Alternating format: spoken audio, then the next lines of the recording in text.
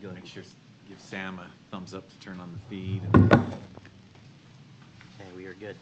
All right, thank you everybody for joining us this evening. Today is October 3rd, 2023. We are here for the purposes of a Salt Lake City School District Board of Education meeting. Our first agenda item is a closed session. I'm willing to entertain a motion to enter closed executive session. I move that on October 3rd, 2023, the board go into closed session to discuss the character, professional competence, or physical or mental health of an individual and pending or reasonably imminent litigation. Second. We have a motion and a second. Is there any discussion to the motion? Seeing none, we'll start with a roll call vote with Board Member Sika. Jenny Sika, yes. Ashley Anderson, yes. Salazar, yes. Brian Jensen, yes. Christy Sweat, yes. Bryce Williams, yes. Motion carries. We'll go ahead and have folks exit the room, and we'll let you know when we're ready to start back up. Thank you. Thank you. Thank you. And the shades go down.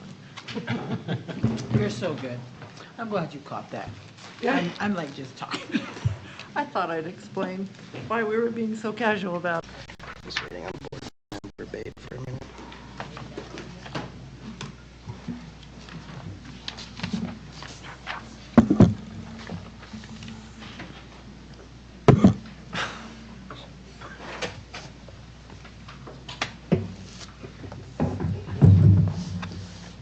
Thumbs up from Sam. All right, thank you everybody for joining us this evening. I'm sorry we spent a few extra minutes getting out of our closed session, so thank you for your patience. As I mentioned earlier, today is October 3rd, 2023. Here for the purposes of a school board meeting for the Salt Lake City School District Board of Education. Before we jump into the pledge, I just want to acknowledge a few folks who are always with us and do a lot to impact our schools and your students.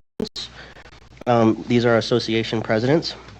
So for building and grounds, we have President Elia Ocampo.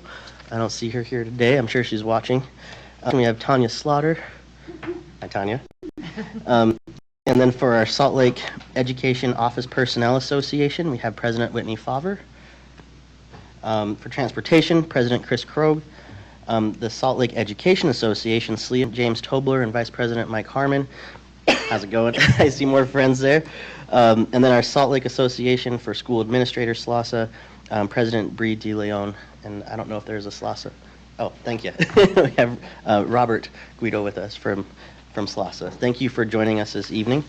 Moving into the Pledge of Allegiance, we're going to have Vice President Williams lead us in the pledge. I pledge allegiance to the flag of the United States of America and to the republic for which it stands, one nation, under God, indivisible, with liberty and justice for all. Thank you, Vice President Williams, for leading us in the pledge. We do have a couple of recognitions this evening. So, Superintendent, I'd like to turn over to you for our new administrators. Hello, everybody. One of the things we wanted to get started is the renewing a tradition of introducing our leadership team, our new administrators to the board. Thank you for asking for the opportunity to meet with them. When we talked at the board retreat, we talked about our goals. One of them is that this is the place to work for talent across the valley, and I'm excited about the talent that is here tonight, representing many different schools and our new administrators here, a number of them from other districts that we've been able to pull into Salt Lake. So very glad to have them here. First off, Ashley McKinney, if you could. Ashley is our new principal at Glendale Middle School, and we're so excited to have her here with the experience that she brings and what she adds to Glendale. So I want you to know her and of course go visit Glendale and the program there.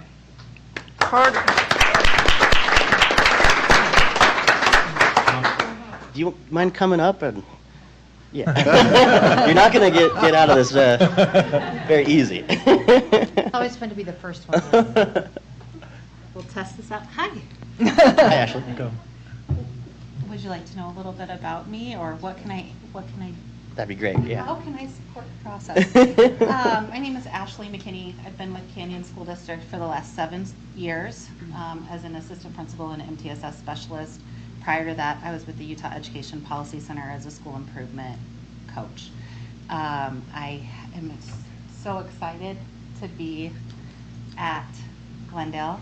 I am learning so much about the Salt Lake City community, but specifically the community of Glendale, and really enjoying the staff, the faculty, and the families that I get to meet and work with there. I'm also lucky to be joining admin with a lot of people that I've gotten to know from the University of Utah work that I've done there. So it's been a nice transition for me, and I'm just glad to be here. So thank you very much for the opportunity. Thanks, Welcome. Ashley. Thank you, Welcome. Ashley. Welcome. Thank you.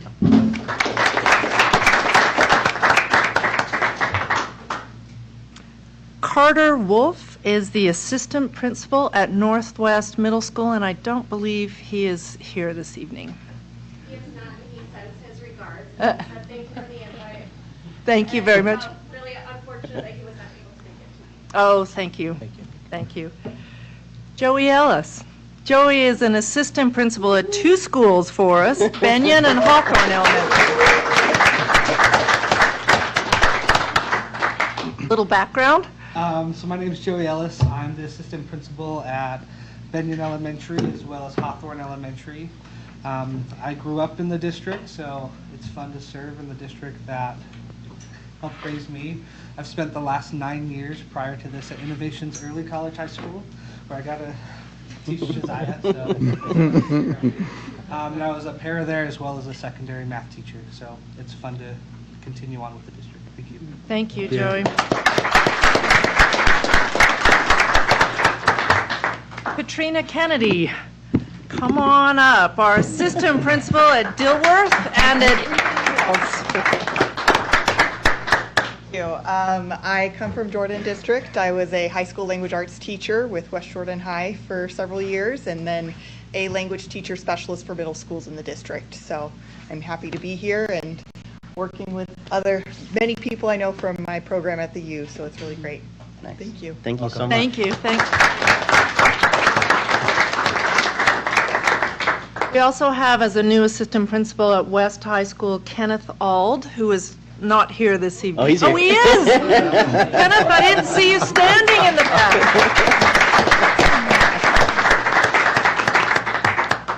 Good evening, I'm Kenny Ald, and I guess my background, had the opportunity to be an assistant principal at Hunter High School, at Kearns High School. I was a principal for 5 years up in Logan, and I had the opportunity to be a director over the Office of Equal Opportunity in Davis School District, and feel very fortunate to be at West High School. It's been an amazing experience. The students are phenomenal, and I just feel very fortunate and lucky to be there, and it's a great team there, and it's been awesome. Every day has just been awesome, so thank you for this opportunity. Superintendent, I do have a shout out, Ken. I used to work with Lindsay at Cottonwood, so tell her I say hi. That's Ken's wife. There you go. Yes. Marcella Gerstenberger, come on up.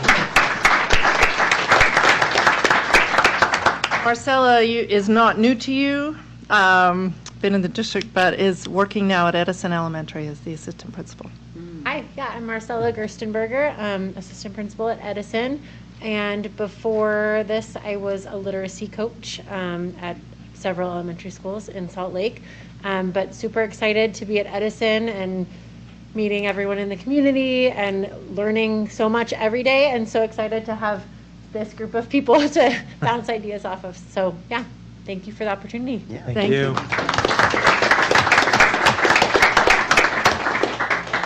Mary Hibbing.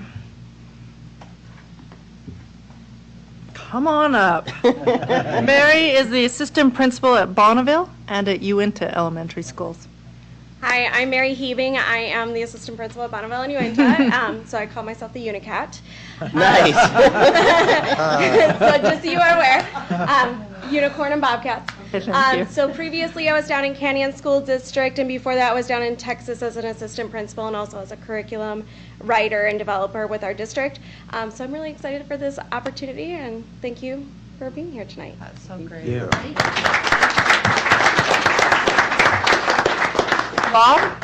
Rob Dahl. Rob Dahl is our latest assistant principal at Glendale Middle School. So Rob Dahl, I'm a product of Salt Lake City School District. I've been at Northwest Middle School for 12 years. I did my student teaching at Highland High School. And Brian Conley actually hired me to be a science teacher over at Northwest when they were going through turnaround. And I loved my time at Northwest and decided to jump into administration. And I've been so impressed with Glendale. The neighborhood there, the families, the community, the teachers, it's such an amazing place to be. And I'm super excited to have Ashley with us now, and it's super energizing to have her on our team. So very exciting things happening at Glendale. And thanks for having me. It's good to be here with you. Thank you. Bob did a great job helping fill in the interim as we were placing a principal there. Sarah Olson. Sarah is our new assistant principal at Hillside Middle School. I feel like I'm on trial or something. Sarah Olson, Hillside Middle School, love it there. I actually came from Granite School District. I worked at Granger for 9 years, Granger High School. I was an assistant principal last year there, and prior to that I was a resource teacher. I have an interesting background. I worked for the state office prior to that in the UPDC, which is now the UPDN, all the acronyms. And then prior to that, I worked at Canyons District when it first opened, but I was a corporate trainer for over 15 years prior to that. So I kind of come with a varied background in education terms, but I'm excited to be here and loving my time in Salt Lake District. Oh, good. Awesome. Good. Welcome, thank you. We have two other administrators who are not able to be here tonight. Natasha Washington was recently named an assistant principal at East High School. And Craig Pitts was named the principal of the open classroom, and he isn't able to join us here tonight. But I want to just thank our new administrators for taking on the task and for bringing such ability and expertise to our schools. Thank you very much. Thank you for coming tonight. Thank you.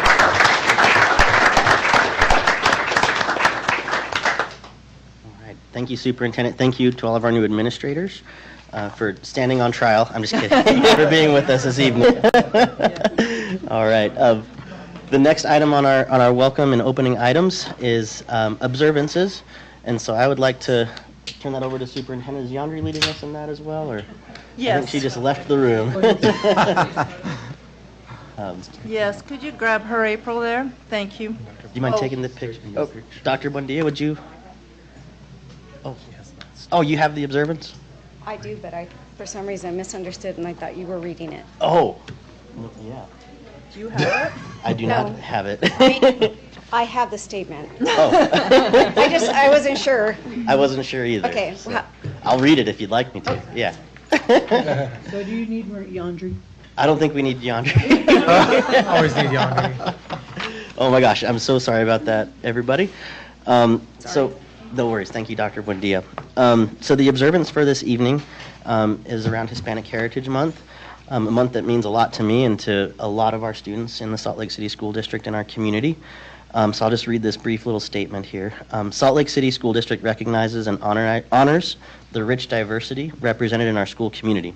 This evening we would like to highlight the following observances for the month of October, along with Hispanic Heritage Month. So obviously National Hispanic Heritage Month, ADHD Awareness Month, also near and dear to my heart as your ADHD board president, Disability History Month, Down Syndrome Awareness Month, National Dyslexia Awareness Month, the Rett Syndrome Awareness Month, and the Spinal Bifida Awareness Month. So we wanted to just honor and recognize all of our students who have connections to these communities, either a part of them or have siblings or kiddos that are identifying with these different groups and communities. So thank you so much for hearing that with us tonight.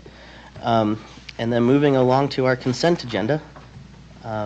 Is there a motion from the board regarding the consent agenda? I move that we accept the consent agenda as written. Second. We have a motion and a second. Is there any discussion to the motion? Seeing none, we'll start with a roll call vote with Vice President Williams.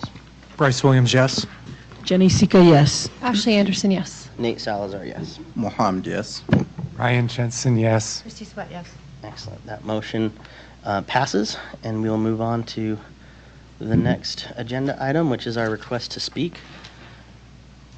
So the board has asked me to read a statement that outlines our public comment period for speaker guidelines. Speaker guidelines for public comment. The board enjoys the opportunity to hear from the public during the comment portion of its meetings. Before we begin, I would like to take a moment to remind you of our board rules governing your comments. 1, the total time reserved for public comment is not to exceed 15 minutes, with all speakers or groups limited to 3 minutes. 2, the board will not allow public comments during board meetings that are slanderous, obscene, or otherwise violate state or federal law. 3, employees and/or their representatives may not use the public comment period to address issues that should be raised through existing formal communication channels or established grievance or negotiations procedures. I'd also like to explain that unless the speaker's topic is already on the agenda, state law prohibits the board from taking action on items raised during the public comment period. However, if it seems appropriate to the circumstances, I may direct district staff to follow up with a speaker on the topic discussed. Thank you. Our first speaker this evening is Paula Novak. Paula, are you with us? Please join us. Thank you. And then if anyone wants some materials, anyone wants to follow along. I guess I didn't realize how many people were going to be here, so I didn't print out that many. Here, I can pass those out for you. And this is actually for, yeah. Okay, thanks.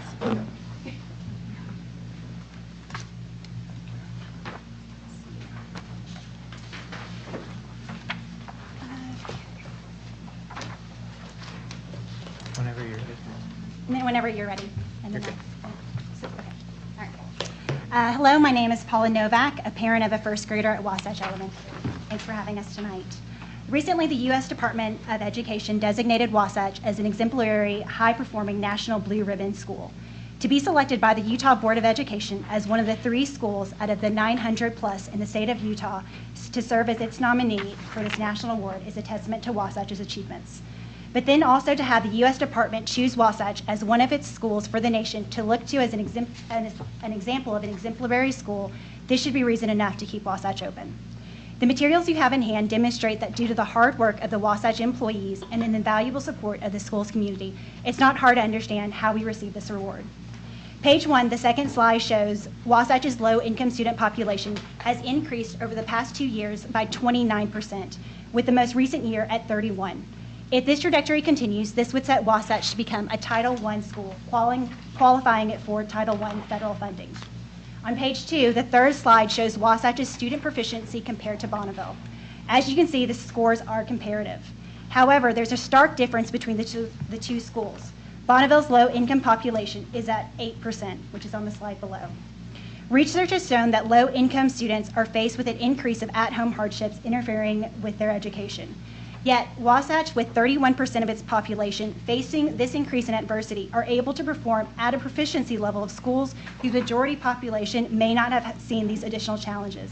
This is due to the high quality of education our students receive from the Wasatch administration and educators.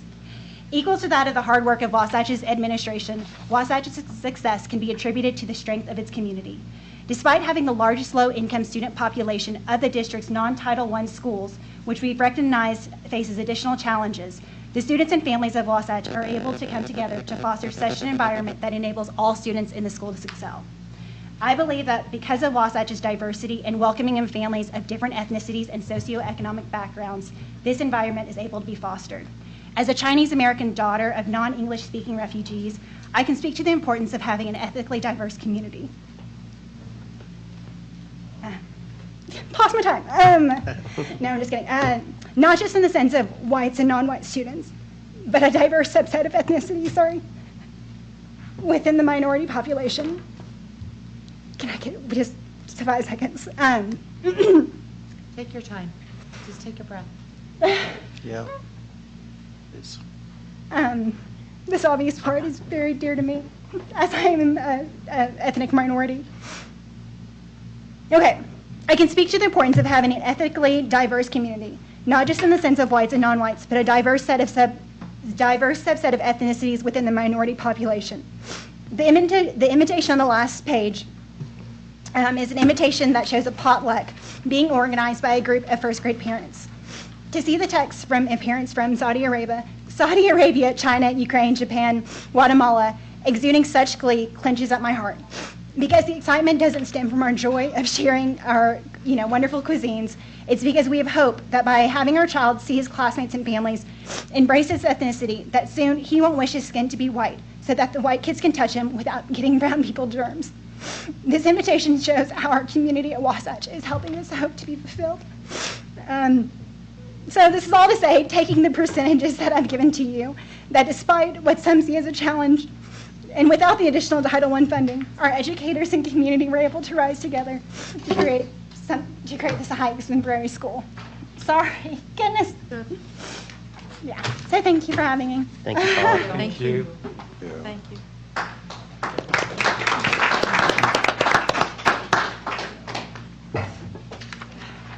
Next to speak, and thank you so much, Paula, for sharing your thoughts and your words and your emotions with us this evening.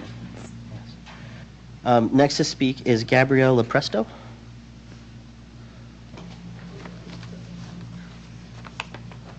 Joey, you're not Gabrielle. I know. So we arm wrestled, and I'm here. Just kidding. I'm subbing for my pal who has a migraine. So is that acceptable? Should be fine. Okay. Yeah. If the board's okay with it, we're good. Sure. Okay. I look like Joey McNamee. I am Joey McNamee, and I'm here for Gabi Lepresto, and I appreciate the opportunity to speak with you today. Thank you for letting me sub in here. That's not a bait and switch. I think you would have let me come if I'd signed up. Am I going? Yep. Is it time to go? Yep. Okay. Thank you. I want to thank Brian for his presentation to the school board last month about the schools listed for further study. And after seeing the reasons that Emerson was on the list, we want to flesh out a few of those ideas a little bit further.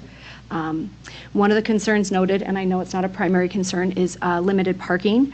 But a lot of Emerson families bike and walk, and there's plenty of neighborhood parking for the school to be able to achieve what it needs to do without inhibiting traffic or safe commute.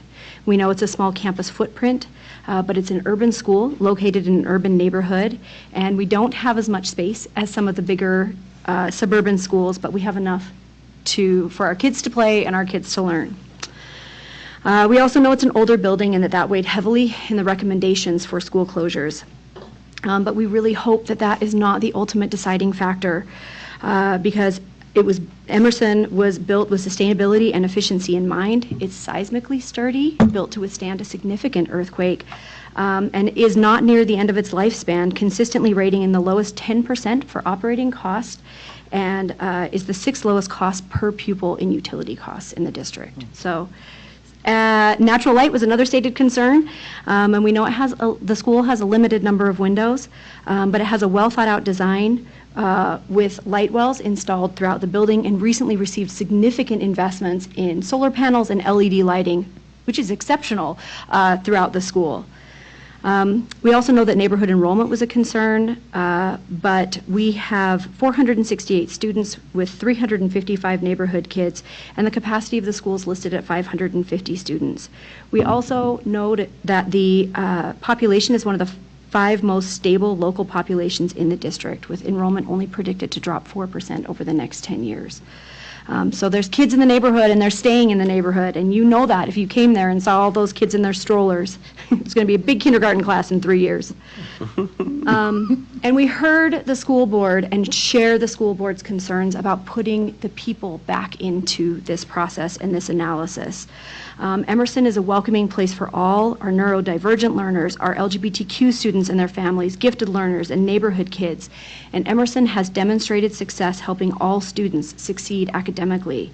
We know this because Emerson, like our friends at Wasatch, congratulations, had the blue ribbon designation a couple of years ago. Putting the people back in learning is what Emerson does best. And we know that part of the legislative recommendations is to take your best schools and replicate them, and we think that's Emerson. And we don't know what this process holds, but we are worried that it's going to end with an up-down vote from the school board on a single set of recommendations from the district. We hope that you will take a nuanced approach and be provided with multiple options for your thoughtful consideration. Thank you. Thank you. Thank you. And Thank thanks you. on behalf of Gabi, thank you. Okay. Thank you, Joey. All right, our third speaker this evening is Lucy Hanson. Lucy, are you with us? Perfect. Thank you for joining us this evening. Looks like you're just coming from work. I am, yes. Not had time to change. So thanks for having me. So hi, my name is Lucy Hanson, and I'm the parent of 2 kids at Emerson. My husband is actually a teacher at East High, so we are very invested in Salt Lake Public Schools. We are also very invested in our community, choosing to move here years ago, as it was known for being accepting and welcoming to all. We have personally found that to be true both of our neighborhood and of Emerson in particular, a school that welcomes every student and every family, and especially makes those in the LGBTQ community feel loved and supported. We love our community and want both our children and our neighborhood to thrive. I know you do as well, which is why I am baffled by the district's choice to include 4 schools in the center of the city for closure. Doing this would create a disincentive for future families to live in this part of the city. School closures should be dispersed so they don't disproportionately affect one area of the city. It's important to understand that urban schools might be a bit smaller, have fewer parking spots, or less land than their more suburban counterparts. Urban schools should not be penalized for these characteristics, and this should not be used as a basis for school closure. I also want to address 2 of the reasons given by last 2 meetings ago about Emerson and why it should not be selected for closure. 1, proximity to nearby schools as an alternative site. If you close the core 4 schools in the central city, they will be limited to no walkable schools for families living from the lower avenues all the way to Sugar House. We live near 9th and 9th, a 1-mile door-to-door walk from Emerson. We bike and walk our kids to school every morning, even in winter, and they walk home in the afternoon. Both the walk and the bike feel safe, and our kids are thriving with that independence. If the core 4 or even just Emerson were to close, the next closest schools are Liberty and Uinta. Liberty is 1.2 miles away, and to get there, kids would have to cross 7th and walk through Liberty Park. Uinta is almost 2 miles up the Fault Line Hill, crossing 13th. These distances and streets are too busy for us to feel comfortable letting our kids walk alone. Many of the Emerson families are in a similar situation. We left without feasible options other than driving. 2, the lower general education enrollment. That enrollment is large part due to the other special programs at Emerson, including Spanish immersion and special education. In order to increase the number of residential students, the Spanish program could be moved to make room for Emerson to absorb students from nearby schools. My daughter is in the Spanish program, but only because it is housed at Emerson. Even though Spanish immersion has been a wonderful program for her, we would rather be moved if it meant Emerson could remain open. Lastly, at the board meeting September 5th, the board tasked the district with bringing the human face into this decision. We are worried that still isn't happening. We are here trying to give you that perspective, and we plead with you to listen and use it to inform your decision. The district said they were taking community input into account in this final evaluation by using our input and applying it to other schools. While I understand and applaud the sentiment behind that statement, we also want to include those parents who have not been able to comment. Saying this devalues the effort we have been putting into getting our voices heard and effectively negates school-specific feedback from the community. Ever since we found out about possible school closures last spring, we have been rallying loudly and passionately for Emerson. This was driven by us, the parents, the Emerson community. We have been trying to show you, the district, the board, the impact Emerson has had on our families and our neighborhood. Please don't turn our community into an elementary school desert. Please keep Emerson open. Thank you.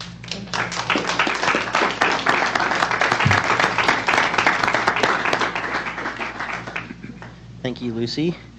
Our 4th speaker this evening is Rob Durham. Welcome, Rob. I am not Rob. Oh. So, yes, he's busy with school activities afterwards, so they asked me to speak on behalf of him. My name is Bryce Ward. I have 2 children also attend Emerson, a 3rd grader and kindergartner. And I will, just to kind of start about me, Emerson's been part of my family's life before our kids even started attending. We live in a proximate area of the neighborhood, 9th and 9th. Attended the cultural activities that were there. The Day of the Dead is a big one. And so what I want to talk about today is from a kind of higher urban planning perspective of reason to reconsider the schools that are on your list. It was talked about with the central core kind of all kind of being on the chopping block, so to say. So the negative impacts from the urban planning perspective. I guess before I really dive into that too, I just want to say I don't envy you and your positions right now. Right? It's a hard position to be in. You have funding challenges that the state could always spend more on children and don't. We have demographics that are changing. Those are always a big challenge in any aspect of cities and schools and education.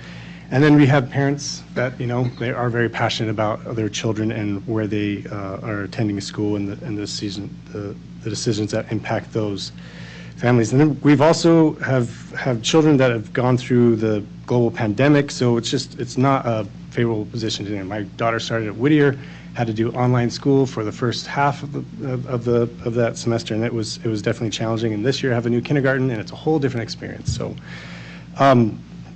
so that said, I personally am a landscape architect by profession.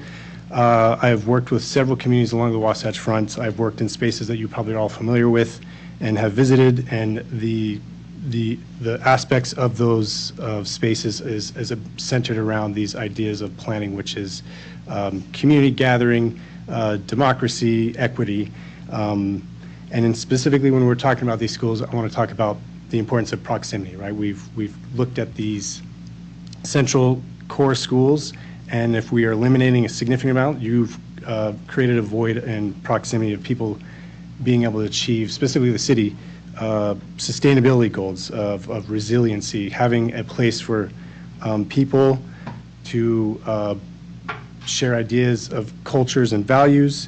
The schools act as social hubs, institutional knowledge, economic growth, and the physical aspect. I also I also coach my son's soccer team at Emerson, and play is an important aspect for children and for adults, right? We need to have a space to do that. And if we start losing these schools, I don't know what the plans are once they're gone, but if you start taking away that institution and that core, you create a void within a community. It's time. So I will just end with that. It's proximity and equity. I would strongly urge you to reconsider those core schools and maybe look at some of the schools to the east and other places to more equitably disperse this challenge. Thank you, Bryce.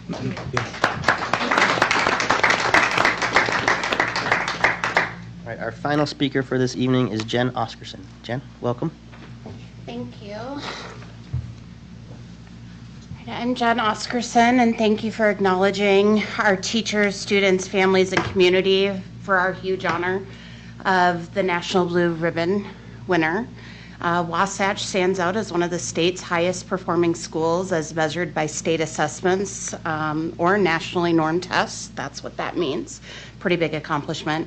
Which brings me back to the dark cloud that you as a district have cast on our school and our community by putting us on a list to be studied for further closure. You have given us seven reasons our school is on that list. 6 of those reasons are age of building, design, and deferred maintenance, which ultimately you're responsible for. The other is that we're among the lowest residential population of student population. Yet, number one, Wasatch has a mobility rate of 6%, which is less than 12.9%, which is the state average. Over 95% daily attendance average over the last 5 years. 16% of our students are English language learners. That includes Dari, Arabic, Spanish, Russian, Mongolian, Mandarin, Bengali, Japanese, Somali, Hindi, Tamil, French, Ukrainian, German, and Navajo. I think I pronounced everything okay. 32% are eligible for free reduced price lunch meals. And 12% of our students are receiving special education services through an IEP. We are more than a neighborhood school. students can opt in to apply to attend our school if they live outside our school boundaries. We regularly have over 10% of our student population that comes from outside our school boundaries and the district due to our reputation within Salt Lake City.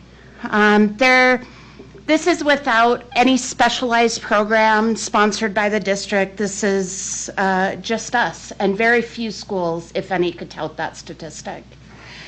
The dichotomy in thought, it leaves me so saddened, so angry, but I hope not bitter, because the National Blue Ribbon Schools Recognition Ceremony is held each year in November in Washington, D.C., and at that ceremony, school representatives and supporters have an opportunity to network, share ideas, and converse with USDE officials about excellence in education and really showcase Salt Lake City's wonderful achievement as in adding another school to this.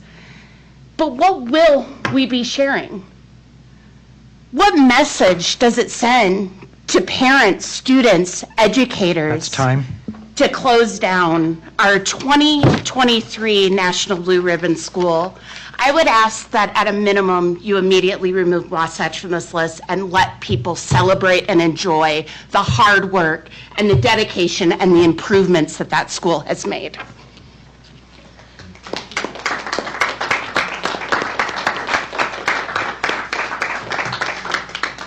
Thank you, Jen, and all of our speakers this evening.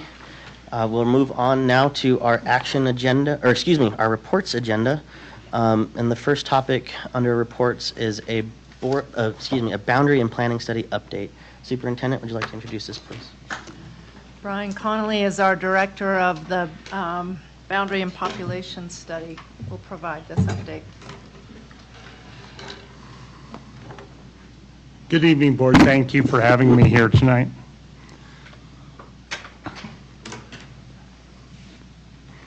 You're good. Okay. Good evening.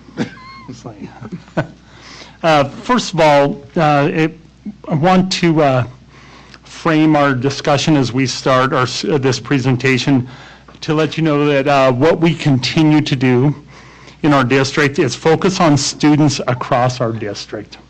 We have, in particular right now, about 9,300 elementary students that we're focused on right now.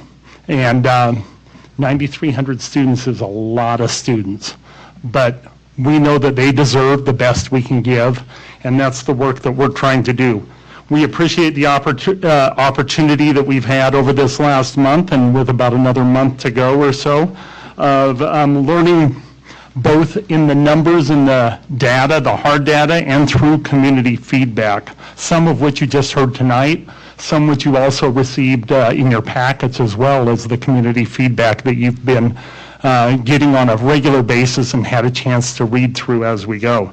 The combination of both of these means we're going to make the best recommendation possible.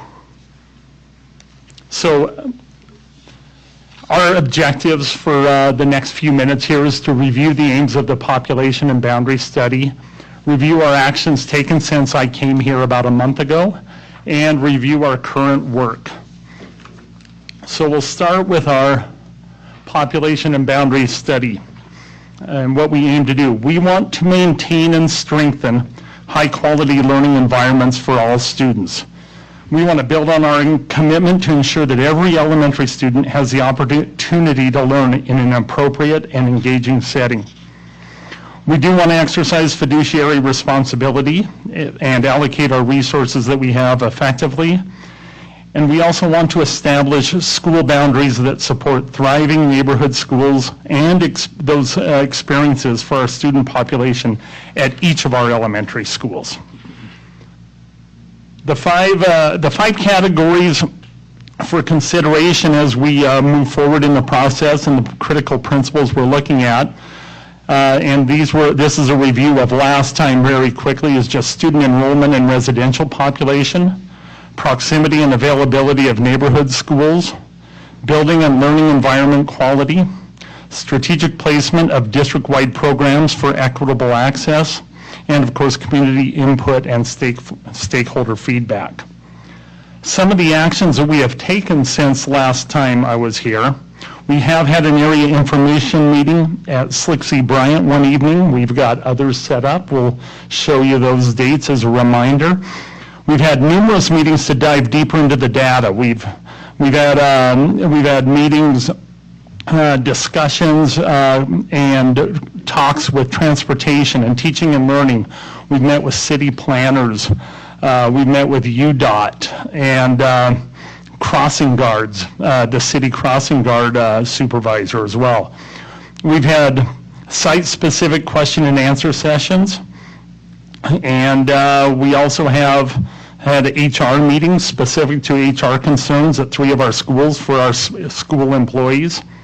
We've added data to our population and boundary study page. We've added some frequently asked questions with responses, and we tried to group those better so they're easier to find maybe the question you're looking for. And we continue to provide weekly social media highlights on Mondays to bring our attention to those frequently asked questions. Our area information meetings, we're going to, in the area information meetings we have coming up, we're going to tweak the format a little bit so we can start to track similar questions, and also have district leadership from more departments there to provide input on responses. So we're learning as we go as well. The graphic on the left shows the page that when you go to slcschools.org, you'll see this is one of the scrolling pages. And the reason I wanted to point to that page, and in particular the red button down at the bottom, is when you click on that, the next page that shows up is some of what you see is what's on the right of this screen. And on the right of this screen, it's also on the right of that page that pops up. You'll see some of those updates and information. And for example, district data is one that I wanted to highlight just as one example of what we've done. When you click on district data and district maps, one of the possible maps you'll see is this. It's really hard to capture on a picture what it really does, but this is an interactive map. You can zoom in and zoom out when you click on it on your computer. The bigger the screen you have, the better, I'll tell you that. It works much better on a laptop or a full screen monitor than it does on your phone. But it is an interactive map with elementary boundaries. And it does have our October 1, 2022 student count. Of course, October 1, 2023 just passed, and we're now really working hard on the numbers. So in the next couple weeks, we'll have that information loaded on there instead of the 2022 information.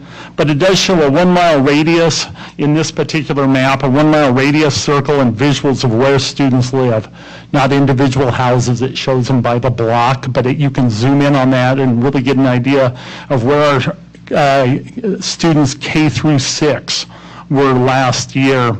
It'll be interesting to see with our new numbers over the next week or two if that's very similar, how much has shifted on that, but will give us some good data to move forward in our work. Our current work going on right now is primarily in 2 data groups, but there's always conversation going on one-on-one and in different contexts where we're always trying to learn a little bit more. We have our data group. We're collecting and analyzing student-focused data on those areas like enrollment, building and learning environment quality, some community considerations and strategic placement of those programs. And we also have a transition group within district right now where we're strategizing and creating potential plans for smooth transitions of students, families, and employees if schools close and boundaries change. So that's the work that's going on now in addition to those other meetings. The meetings that we do have coming up that are for our communities, not only the site-specific question and answer sessions, of which we've had a couple of, and believe we have one this week as well, but coming up this weekend, we do have information meetings this Saturday at Glendale Middle School. Again, we've tweaked that format just a little. We think it's going to make things work a little more efficiently and also help us gather data better. We do have a language translation at all of these, and child care is going to be provided at these meetings as well. Now I'd entertain any comments or questions you might have.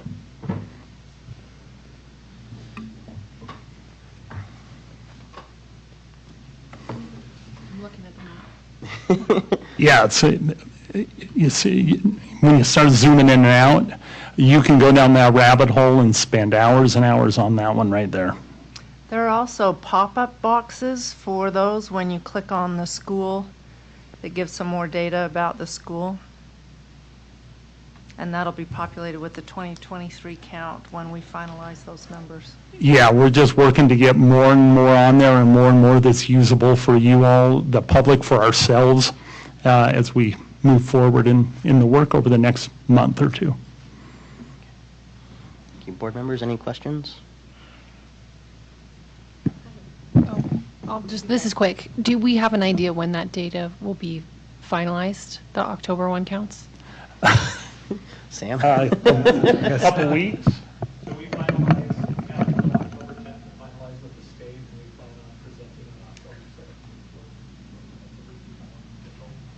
17th. All right, and just for the folks listening at home, the answer from Sam Quantz, a district employee, is that we have to report the final numbers to the state by October 10th, and there'll be a report to the board on October 17th.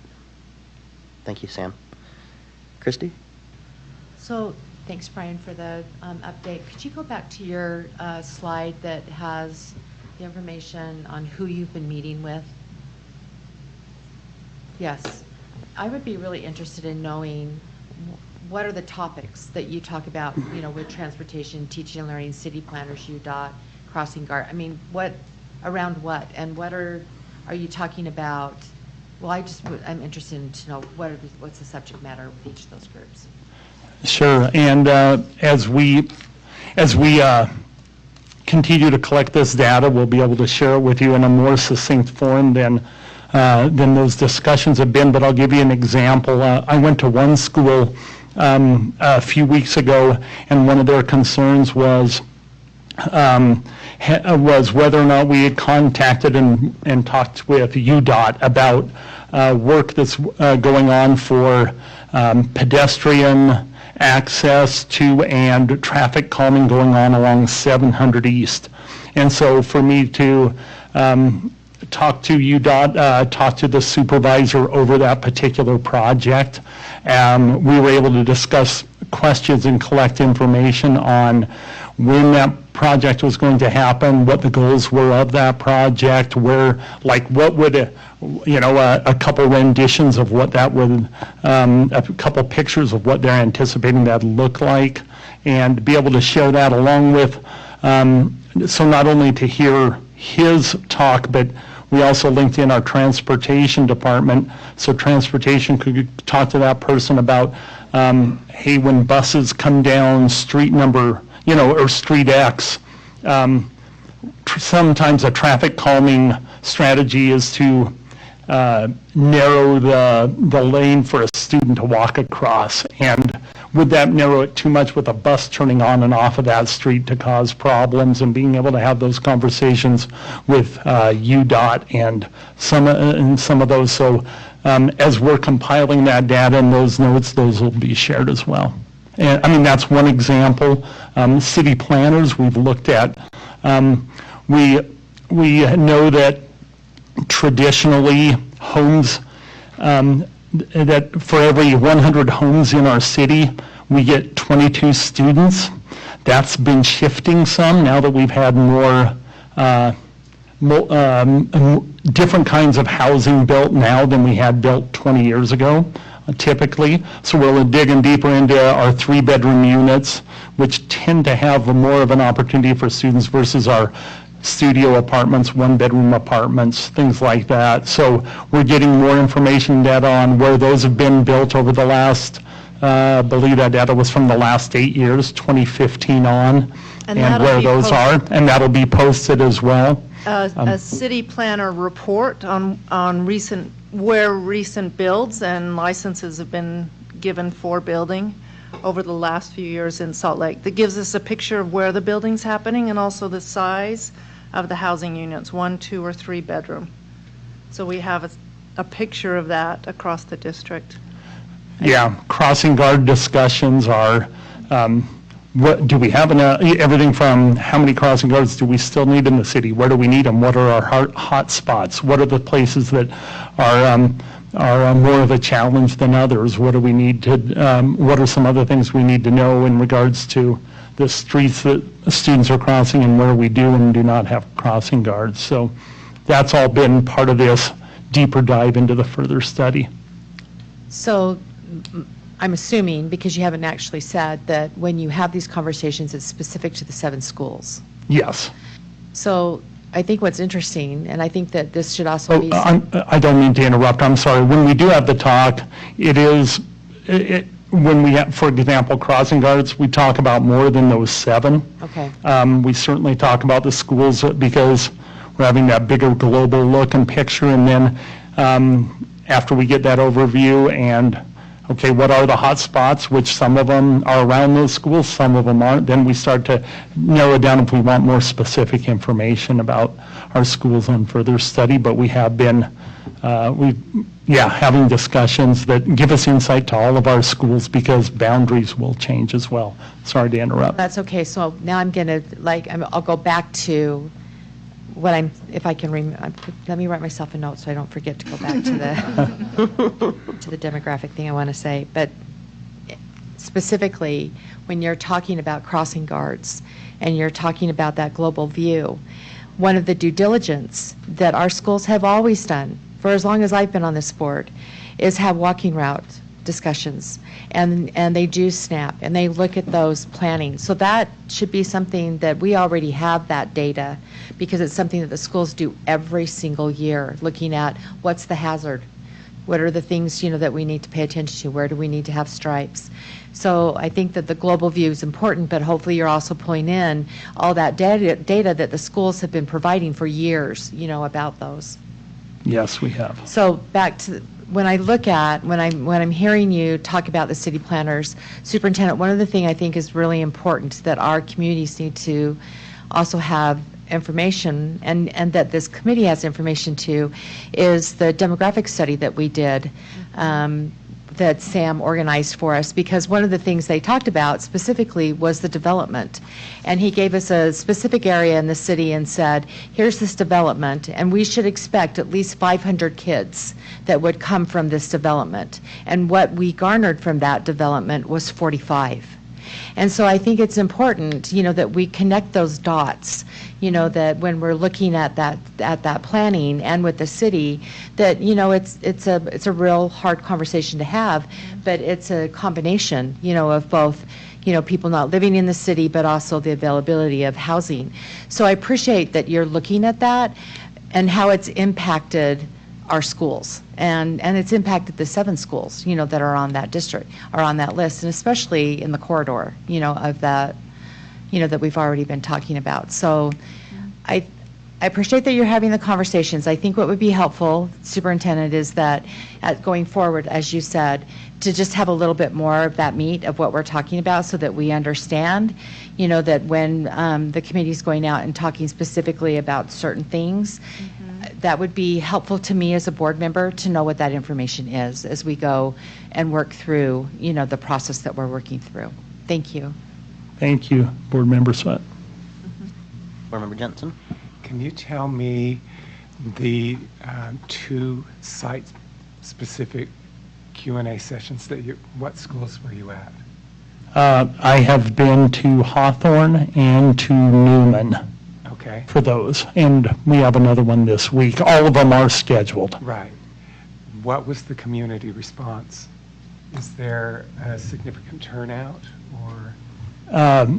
I don't have my notes in front of me, but one school, between Zoom and in person, one school with about 60 participants, between 50 and 60, and another one with about 40.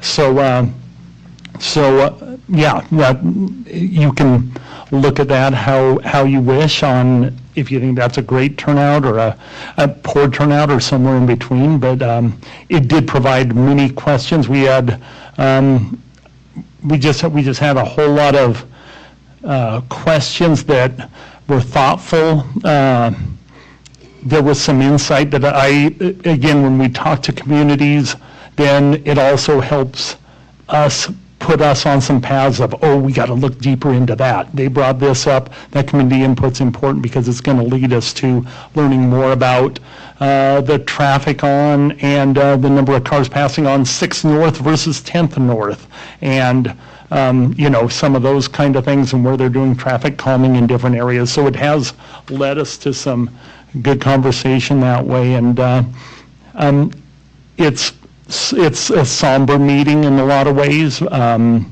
There's some high emotions at time in it, but the important piece is our community members getting to share. That leads us to some of our work, if it's something that's new or different that we hadn't considered yet, or that we're digging further into the study of, and helps us do our job better as well. So it's been good. Okay, I appreciate your saying that you are getting insights from those communities when you're there. Yes.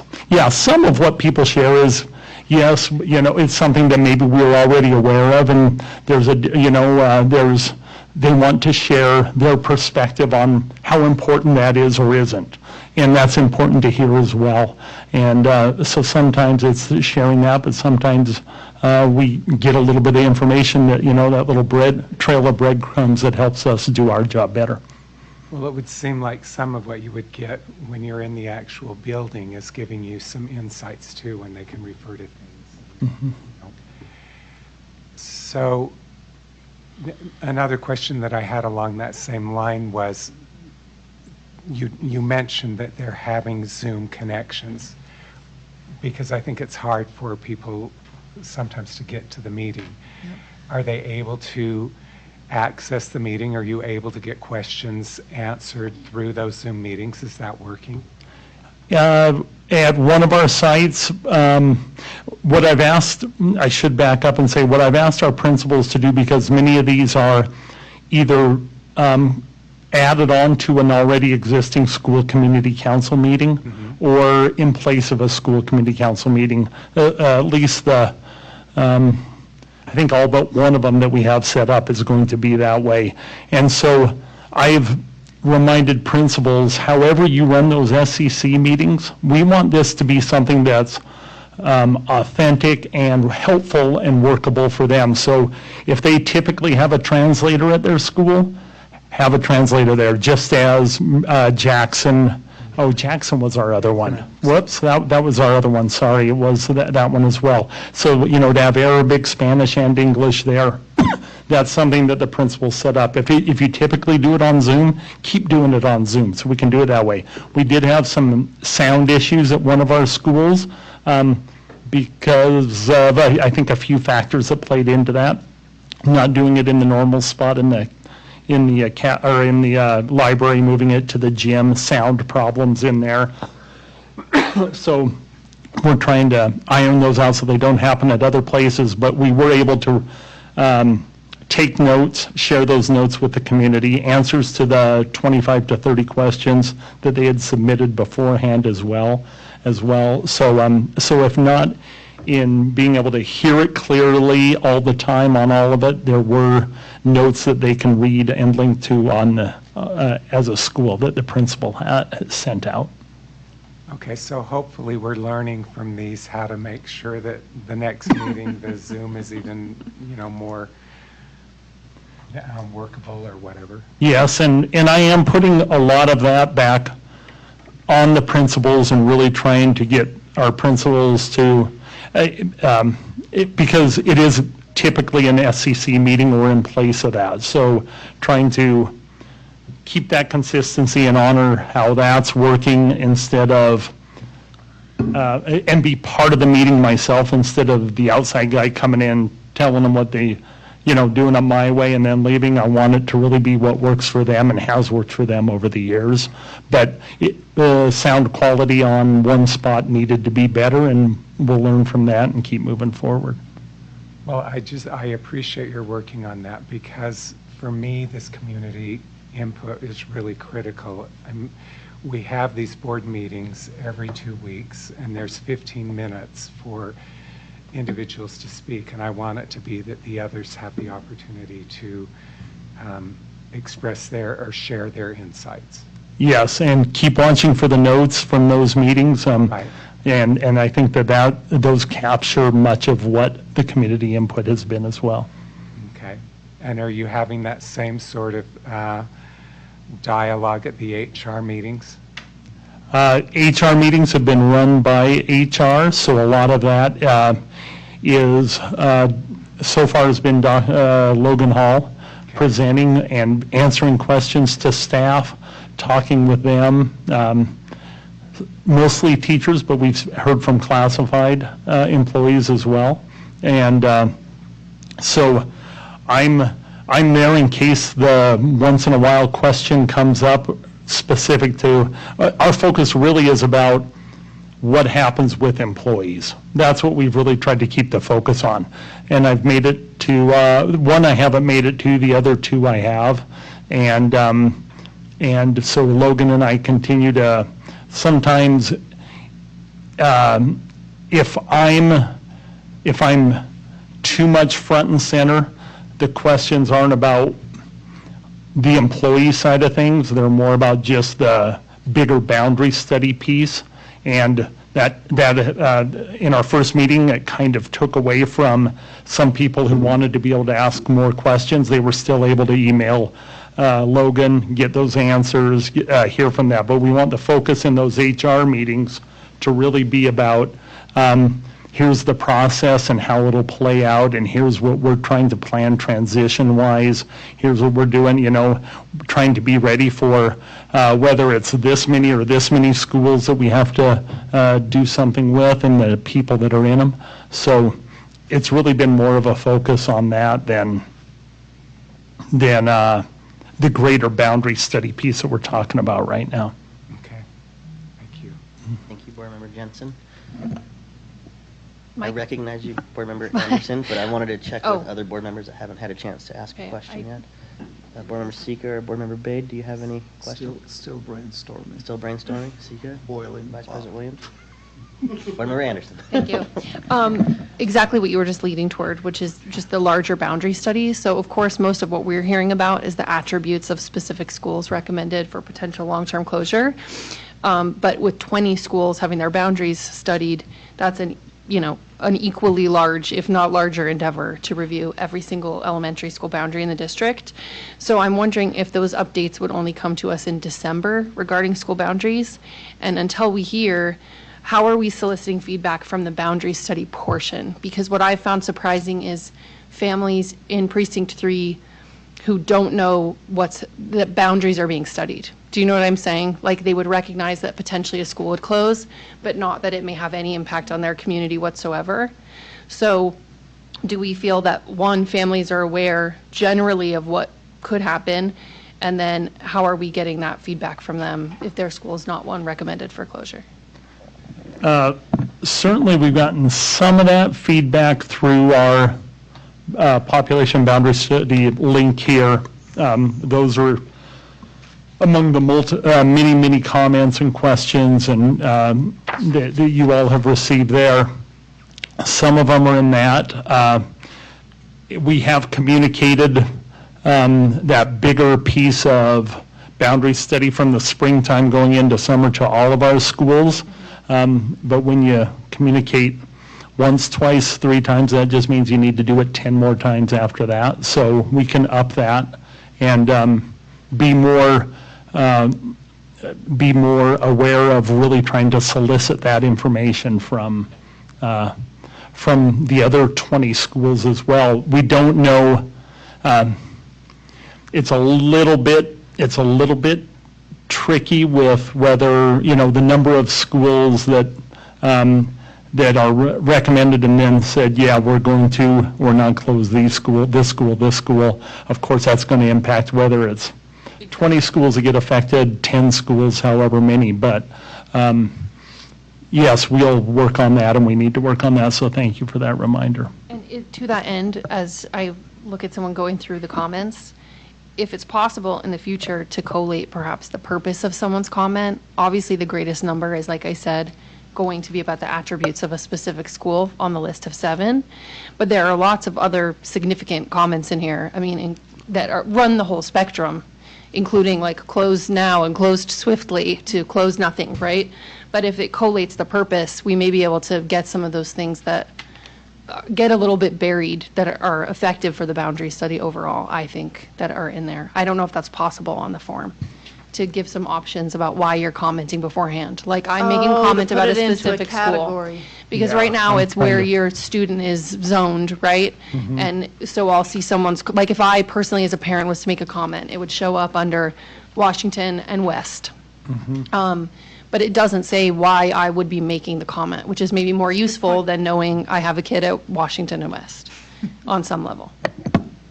Board Member Anderson, if I can just say thank you for raising again the topic of boundary changes. We have said from the beginning that 7 schools were identified for further study for closure, and all schools are identified for possible boundary changes. So many of those boundary changes would cascade from the decision about which schools to close. And so it's difficult at this moment to even set out a scenario that people can react to, because it's contingent on those recommendations that the district will make about closure. But putting that out there in a more clear way, I think, is really important to make sure that people understand that the boundaries will change around the schools that would be closed, certainly. And then there would be other changes as well if programs had to move, and what that would mean for different schools as we work to balance this out across the district. So thank you for raising that, and the idea of trying to figure out how to receive meaningful input on boundaries without having put out scenarios Yeah. of boundaries. We'll try and piece through as a district internally and figure some things out and see if we can do that. That's a little bit tougher at this stage to do, but there will be time for public comment on that as well. Thank you. Thank you. Board Member Sweat. So Superintendent, I appreciate what you're saying, and I am trying to wrap my head around that.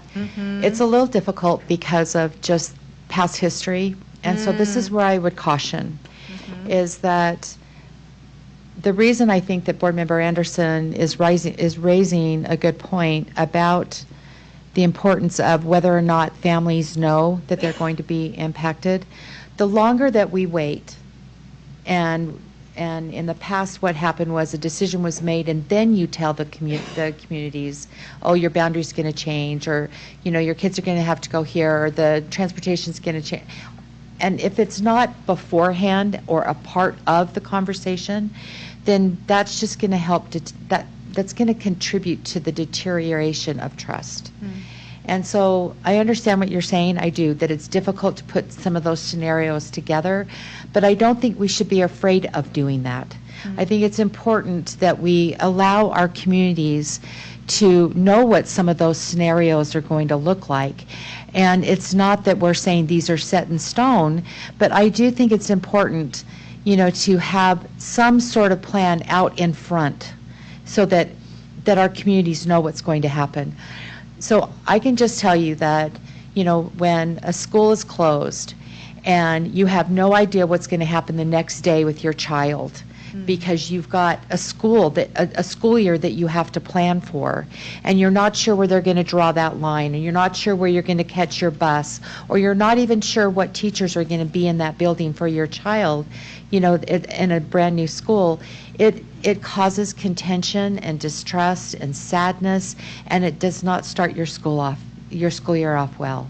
So whatever we can put on the front end, let's try and do that as much as we possibly can, because I've lived through the other part of it, and it's not a good scenario to do. Thank you for that, and I think we have to take those things into consideration as we build that transition Exactly. plan particularly. Yeah. Thanks for raising those. Board Member Bed.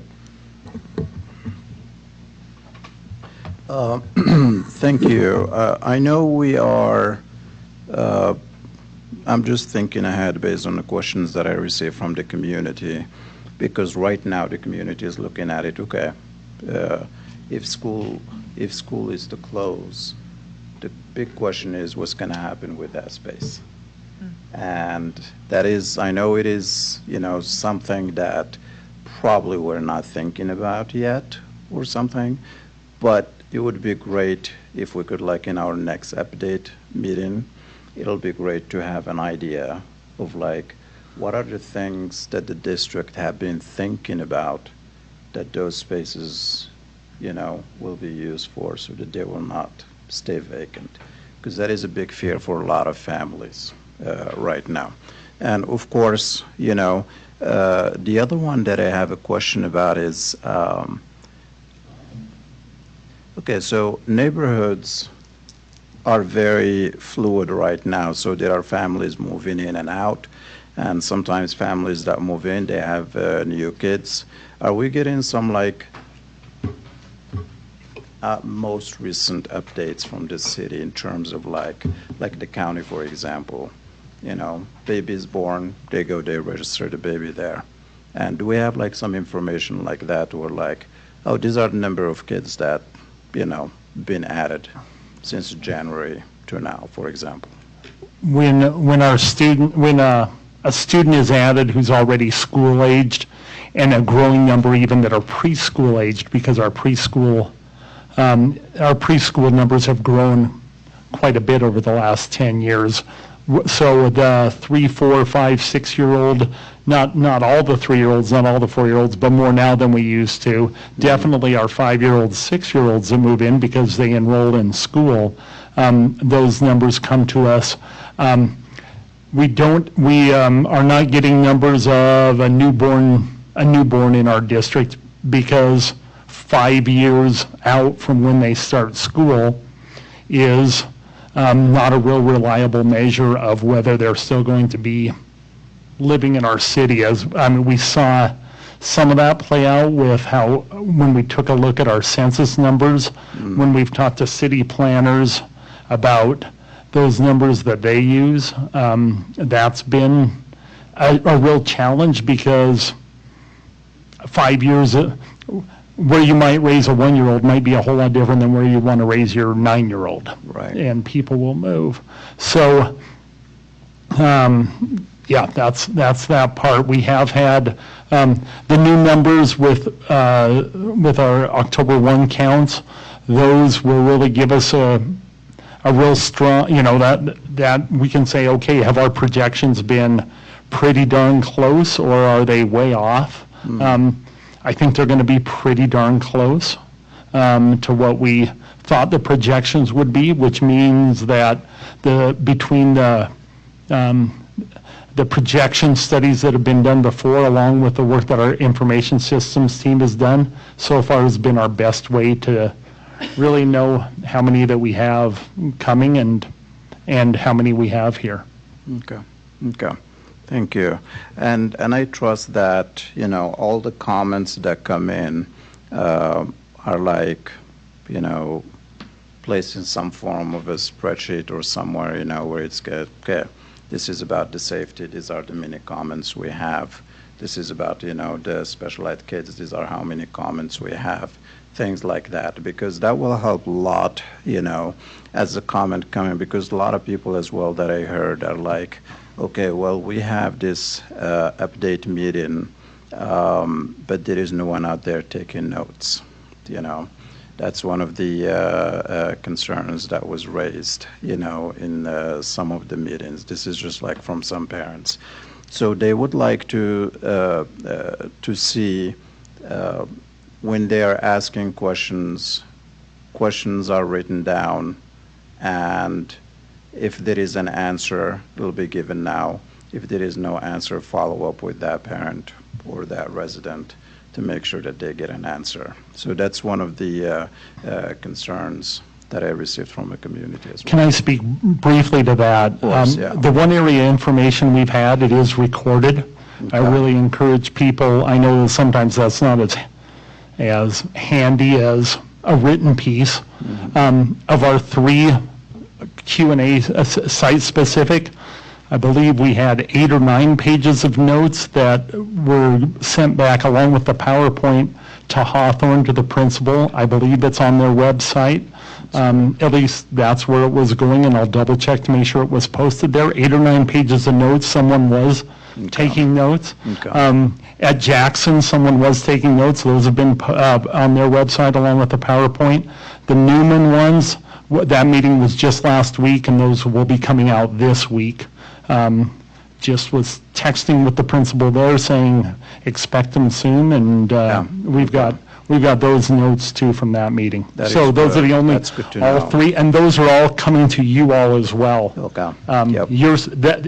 It's important for me and the data group and the transition group, they're seeing those because that's where recommendations are coming from, obviously, and discussions are happening, but it's also going to the board. So there are a lot of people getting those and seeing those, and we're having deeper discussions when we say, boy, this is a real tough question. These 2 questions right here, we got to answer those in more detail so people really understand this or that, whether it be about HR, teaching and learning, whatever. So it is driving a lot of our conversation.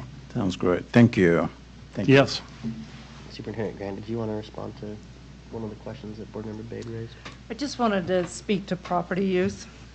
So there's a couple things. One, we're working with the Roslyn Heights property now and making sure that that's secure because it's now vacant. And so we would put those measures into place. But also the discussion of property use is very separate from any discussion of closure. So Business Administrator Kersley is working on some of that, working with experts on those sorts of things. So we're just keeping those as 2 very separate conversations, but also putting into our transition plan the questions about what we would do if, when properties might become vacant, or what would be done right away or in a later time. And we can bring those things to the board after the decision is made about closure. Okay. Thank you. Thank you. Board Member Sika, did you have any? I'd just like to add on to Christy and Ashley's suggestions or recommendation, because I'd be really mindful, Director Brian Conley, on our verbiage and language of, things that we, address as scenarios, because me sitting here as a board member and just throwing out an example of, we went over on 700 East. What schools are on 700 East? As a board member, I'm like, okay, is that the school that's being closed, or is that the school that's remaining open? The reasoning and the suggestion for being transparent is so that we don't have these assumptions, or we don't have these panic attacks or anxiety where we might be, that school that you are just so casually throwing out there because you had only been to that one school. So I suggest that, our committee brings it in a little bit tighter and becomes more transparent with how we are processing a lot of things. I know that the information we have may be limited, but any information is valuable to a community who is on, the 7 schools that are being, studied. Also to that, to add also, I have some complaints from my community that Saturdays, we're having this meeting on Saturday, and Saturdays, a lot of the members in my community are complaining because they play football on Saturdays. And so they won't be here at this, at these meetings. And there's another meeting out in Franklin, and once again, it's on Saturday, which is, I have voiced and shared that, hey, there's all these other meetings, but if we could, I don't know how we decided when we were going to have those meetings on Saturday, or who came up with the meeting on Saturday for that particular community to attend, because we will be affected and impacted if Riley is closed and all of that. So it is pertinent and very important for the community to be in attendance. And so not everybody will be there, is what I'm saying. Thank you, Board Member Sika. I do think that the feedback that we got in the spring was you need to have some weekend meetings. You need to have some morning meetings. You need to, and that wasn't at any one site. We heard people trying to find, that's why we tried to spread it around between Tuesday night, Wednesday night, Thursday, different nights of the week, as well as on the weekend before the Utes game. I know there are other football games besides that. Little League. Yeah, Little League, my own boys go through those Little League games, yeah. But we do hope that parents can come to Northwest, for example, when it's in the evening, or one of the other sites as well. And yeah, we just tried to spread it around based on what we heard in the spring. Thank you. Yes, thank you. Thank you. Are there any other questions or comments? Board Member Jensen. I appreciated Superintendent Grant when you were talking about the boundary aspect and what Board Member Sweat had raised. I'm hoping that at these meetings we're also, and I think I have mentioned this before, but having those, of course, those 7 schools understand that the dynamic of that school itself can change depending on where programs end up, and that programs as well as boundaries can be changed. And I think that that's really important for the other 20 schools in the district to understand that this isn't just a boundary change or just closing.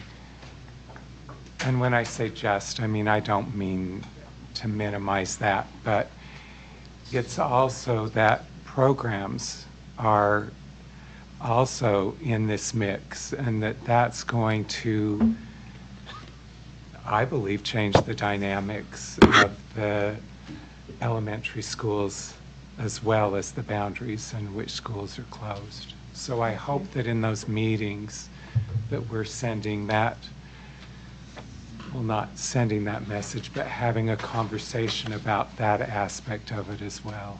Thank you. Student Board Member Evans, do you have anything you want to add? No, I have the same comment as. Okay. All right. Vice President Williams, any comments or questions? Not at this time. Okay. Can I say one more thing? I think I have a little time left. You do. I didn't plan this, but I am looking at the map of where we also draw people from out of district, and I wanted to just share as a comment. In the last meeting, I talked about going over in the community meetings, again, some of the benefits of why we're even considering consolidation, not just why we have to do it, but why it's good for kids to be in a school with stable FTE. And looking at, the numbers we have in the 1 mile radius and what we draw from out of district. I did get a text from a constituent earlier in the week who at the beginning of this year had transferred to Jordan District. And she said she really didn't know what a full elementary school was like, and that actually there are significantly more special education services for her child, for example, because there's simply more staff to operate the school building because it's operating at what we're calling the right size, right? And so I think it can't go unsaid, again, looking at just on the map, these adjacent districts to us that are operating schools at this size, that there are real benefits to trying to reach that goal and getting updates from you on how we're doing it. And that, we do get feedback from the community, of course, predominantly about schools recommended for closure, but also a lot of positive feedback about being in schools that are full and how, maybe people didn't recognize that before and they're experiencing it now. So I wanted to pass that on while it came to mind, looking at this tool. Thank you, Sam. It's a pretty cool tool. Thank you. If there's no other comments or questions, I would just, Superintendent Grant, I think you heard a lot from the board this evening, and then from the report, just more info about boundaries and demographic studies and things, how we can incorporate that into our work moving forward. And then also just for the community, from my own perspective, is this is a really delicate fine line that we're walking and I appreciate your patience. I appreciate your engagement with us. But I think some of what we're hearing this evening is that things that need to be considered, things like usage of land, or what do the boundaries look like ahead of time. And I think one of the things that really worries me in all this, and I don't disagree that we should try to do what we can, but there is also the reality of forecasting decisions that we're not going to make. We don't want to put anything out there into the community. This is just me speaking now. I don't want to put anything out there in the community that gives any kind of false notion that your school is going to be closed. And I don't want to do that until we have a final list or lists presented by the district to the board. So I think that's the caution that I'm feeling, that I'm hearing from you, Superintendent. And I know that's also some of the caution that ultimately became a really tough reality for other school districts that have been dealing with school closure as well. And I don't want to put our district or our students, our community in a position that other school districts have had some significant challenges with. So I just wanted to put that out there from my own perspective. I'm seeing some head nods from folks in the community and in the audience and here on the board as well, that this is just a really hard thing that we are endeavoring in. And I really appreciate, again, the engagement and the acknowledgement from the parents in particular about this difficult spot that this school board is in. And I think, Superintendent, you've kind of touched on that in some of your responses to the board tonight. But I just want to emphasize that with the community, that we don't want to put anybody in a position where there's a false pretense or notion about what schools will be closed. And so that's some of the hesitation that you might be feeling or hearing. So please continue to work with us and exercise your patience and acknowledgement of how difficult and challenging this really is for all of us that are engaged in it. So I just wanted to put that out there. The last comment that I'd want to leave, maybe a potential item for a report the next time that we have you with us, Brian. I know I mentioned previously, and to Board Member Anderson's comment as well, what are the benefits of consolidation? And what does that really mean for students? What does it mean to have the right size school with the particular grade level teachers, and the importance and significance of teaming? Dr. Hall, I've been on this board for almost 5 years now, and you know how much I love PLCs and teaming and the impact that they can have on student learning. But in schools that we're not able to do that, our students are missing out. And so those are some of the things that I really want us to highlight moving forward about the benefits to consolidation where we're at right now. So, thank you. Thank you. Thank you. Thank you, Brian. Thank you, Brian. All right. Up next on our reports agenda is a sustainability update. Business Administrator Kersley, I believe this is you and Greg. Well, my part of this was to invite Isaac Astil, our Executive Director of Auxiliary Services, up, and he can introduce his team. All right, Isaac, 2 meetings in a row. Look at you. You're going to get tired of seeing this face. Never. Thank you, board members. We appreciate you giving us a few minutes tonight. To my right is Greg Lebecki. He is our Energy and Sustainability Manager. He's been working on this project from the get-go with Alan and my predecessor. We also have Lynn Alder and Jeff Hare with us from McKinstry. They're both matter experts within the industry, and we're excited to have them here with us to answer any questions that you may have as we go. We do have quite a few slides. I hope that you will be patient with us, allow us to get through it, and then we'll give you plenty of time to ask questions. The first thing that I would like to say, again, as I said last week, or 2 weeks ago, I get credit for things that a great team are doing. When I interviewed for this job, I was very excited to hear about the Sustainability Action Plan. I was very honest with Alan that I was supportive of it, as long as we can fund it appropriately, because that's the biggest challenge we have with sustainability efforts, is just making sure we have the funding behind it to make sure that it can be done correctly and in the time frame that's appropriate. With that, this is a big project.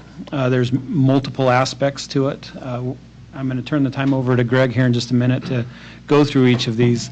But I just want to point out on this on this wheel, that every one of these aspects is a different aspect of the sustainability plan that we have made efforts towards and are continuing to make efforts towards meeting the goals that this board has set for us. Obviously, the biggest thing we're going to talk about tonight is the Phase 1 project. but there are quite a few other integral pieces of this that other teams within auxiliary services and education have taken on and are running with those to make sure that every aspect of this is moving forward, not just one. So with that, I'm going to turn the time over to Greg. Well, good evening, members of the board. Actually, I want to go back one. Yeah. Happy to be here. It's been a very exciting time this last year. It's gone by, it seems like, in a heartbeat with all that we have had going. But I first want to really thank you for all your support and let you know I'm proud to work at this school district. One that's concerned about demonstrating responsible stewardship for the environment and being fiscally responsible while doing it. There's not a lot, excuse me, a lot of that happening, and really does make my job rewarding. My recent interview with the National Public Radio folks reacquainted me with one of the students who was a senior at West High and was instrumental in creating that sustainability resolution that was presented and adopted by the board during the era of COVID. Andy Madsen, she's now attending law school and plans to become an environmental lawyer. She announced on national radio how very impressed she is with what Salt Lake City School District is doing and making strides toward the goals set forth in her resolution. So that was pretty cool, sharing that interview with her.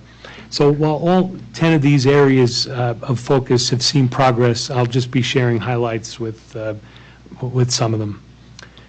So sustainability education is an exciting component of this. Candace Penrod is actively engaged and has several programs which directly involve equity and integration of sustainability concepts into curriculum and district culture. She's created a sustainability education and leadership group, otherwise known as the SEAL team. And I'm happy to be on this team along with Ricky Martinez and James Yappius and others, and stay tuned for more to come from that. Candace has also reallocated some of her resources to create a new position. Carlin Christian is the brand new sustainability coach and has been meeting with green teams throughout the district, and I'm sure you'll be hearing more about that as well, and I'll be working closely with her to cross-pollinate. Okay, on to recycling. Well, in the past, I've been very involved with all that's recycling at the district. That's been handed off more so to the custodial folks, and now Sam Mills is managing these efforts. Well, in the past, we've paid less for single stream than we pay for landfill. It's flipped. We now pay more for single stream than for landfill. We've trimmed the number of yards we're using in single stream, but we are still providing it at an additional cost, essentially. We're approaching the end of our contract with the current hauler. As we go out and review bids, we'll take a closer look at this and decide whether or not we can actually be fiscally responsible and keep it. On the bright side, metal recycling still pays. The larger metal components are being sent to a metal recycling outfit, and it helps us avoid tipping fees to the landfill, and we get the metal back out there and we get some money for it. So it's a good deal. Paper recycling, that used to be like my main thing, paper cardboard. We were recycling 40 tons a month. We were great. Now we're being charged for, we would avoid tipping fees and get money for it. Now it's coming at a cost, but at a lesser cost than the landfill tipping fees. So I recommend we continue on with that because it's fiscally reasonable, and that paper does get repurposed. All right. Green cleaning and integrated pest management, otherwise known as IPM. The district has always been, so to say, at the head of the class with regards to this. That was my attempt at a joke. Travis Olson's custodial team continues to make improvements, like a new green process for cleaning carpets and new web-based tracking system for IPM. And IPM is treating pests in a responsible way, not using pesticides. So both of these areas have a positive impact on indoor air quality, which we currently monitor regularly. Transportation, under the leadership of Ken Martinez, has continued to make strides toward converting district bus fleet to electric. We now have 12 electric buses and charging infrastructure to go up to 16.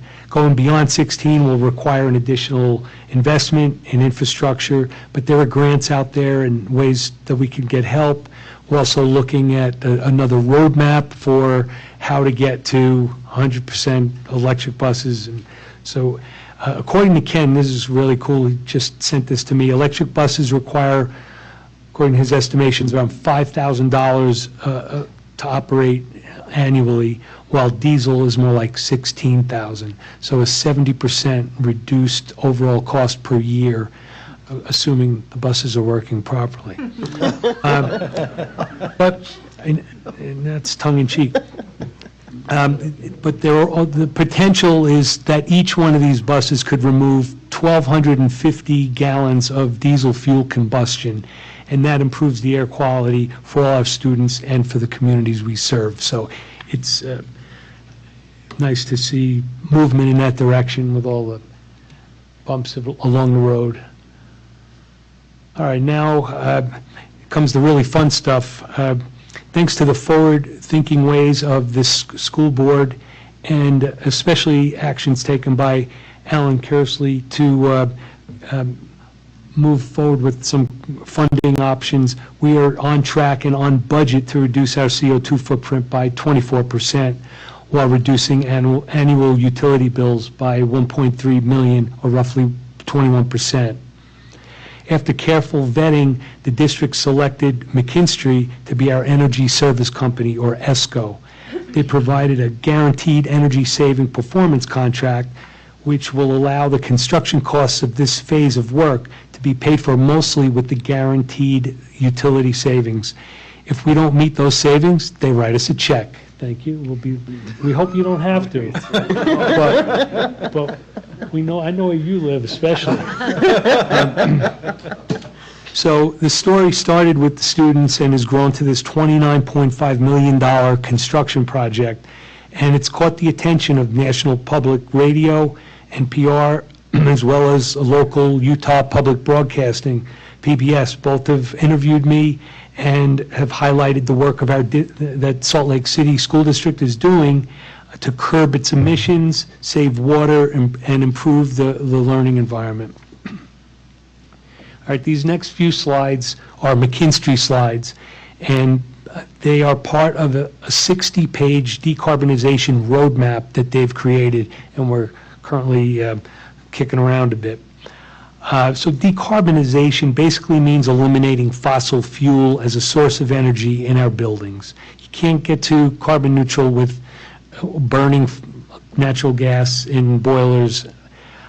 So the goal was set to reach zero by 2040 while adding renewable sources to produce our own electricity and meet that goal by 2030. Very ambitious and aggressive goals, I must say. Our work with McKinstry thus far has included water conservation. These are the phase 1 measures: water conservation, solar installations, building control optimization, and a very large LED lighting retrofit. To achieve the ambitious goal set in the resolution, the district has chosen to engage in developing renewable electricity by taking advantage of the abundance of flat roof available on our schools and installing solar systems. Electrification entails eliminating the burning of natural gas in our buildings, and that's what if we want to meet these goals, we have to work toward that end. Efficiency accomplished by replacing energy hogs, like replacing fluorescent lighting with LED. And one of the things worth mentioning is we are reusing the buildings we have. We're not looking to knock down elementary schools and build the perfect energy efficient building. So there's a positive to the retrofitting of existing. Now, getting to zero means eliminating our combined 33,000 tons of CO2, which is our fiscal 18-19 baseline. And this is the way it splits up between the gas and electric components. So this graph depicts our progress to zero over time by reducing natural gas use and increasing renewables at the same time, while also continuing to increase efficiency. It's important to note that Rocky Mountain Power has plans to increase the amount of electricity it actually produces from renewable sources, and that will help us change the equation, if you will, for as we look at the amount of electricity we use, the more of it they're providing us through renewable, the better we are at heading toward our goals. And now I'll quickly go through the measures implemented by McKinstry and the many subcontractors that we chase around like cats. A major project associated with this contract has involved electrifying, oh, wait a minute, I'm ahead of myself. The greatest amount of emission reduction and cost savings has come from upgrading lighting in all our remaining K through 8 schools that did not already have it, because guess what? All our new schools are getting LED throughout and providing the teachers in their classrooms with controls. So now every K through 8 school, every classroom, equity for all classrooms is all now LED with controls. East High School also received the LED upgrade. This is projected to reduce our electric use by 6 million kilowatt hours, just the LED upgrade alone, and reduce our cost of utilities by $500,000 a year. We've also already received $1.3 million from Rocky Mountain Power, and when these big checks come in, I like coming over here and handing them to Alan and Is your seeing smile him. that big when you get them, Alan? Sure. He does, he Big says, smile right there. it makes my day. And it's part of their Watt Smart program, which provides incentives for organizations to reduce their electricity use.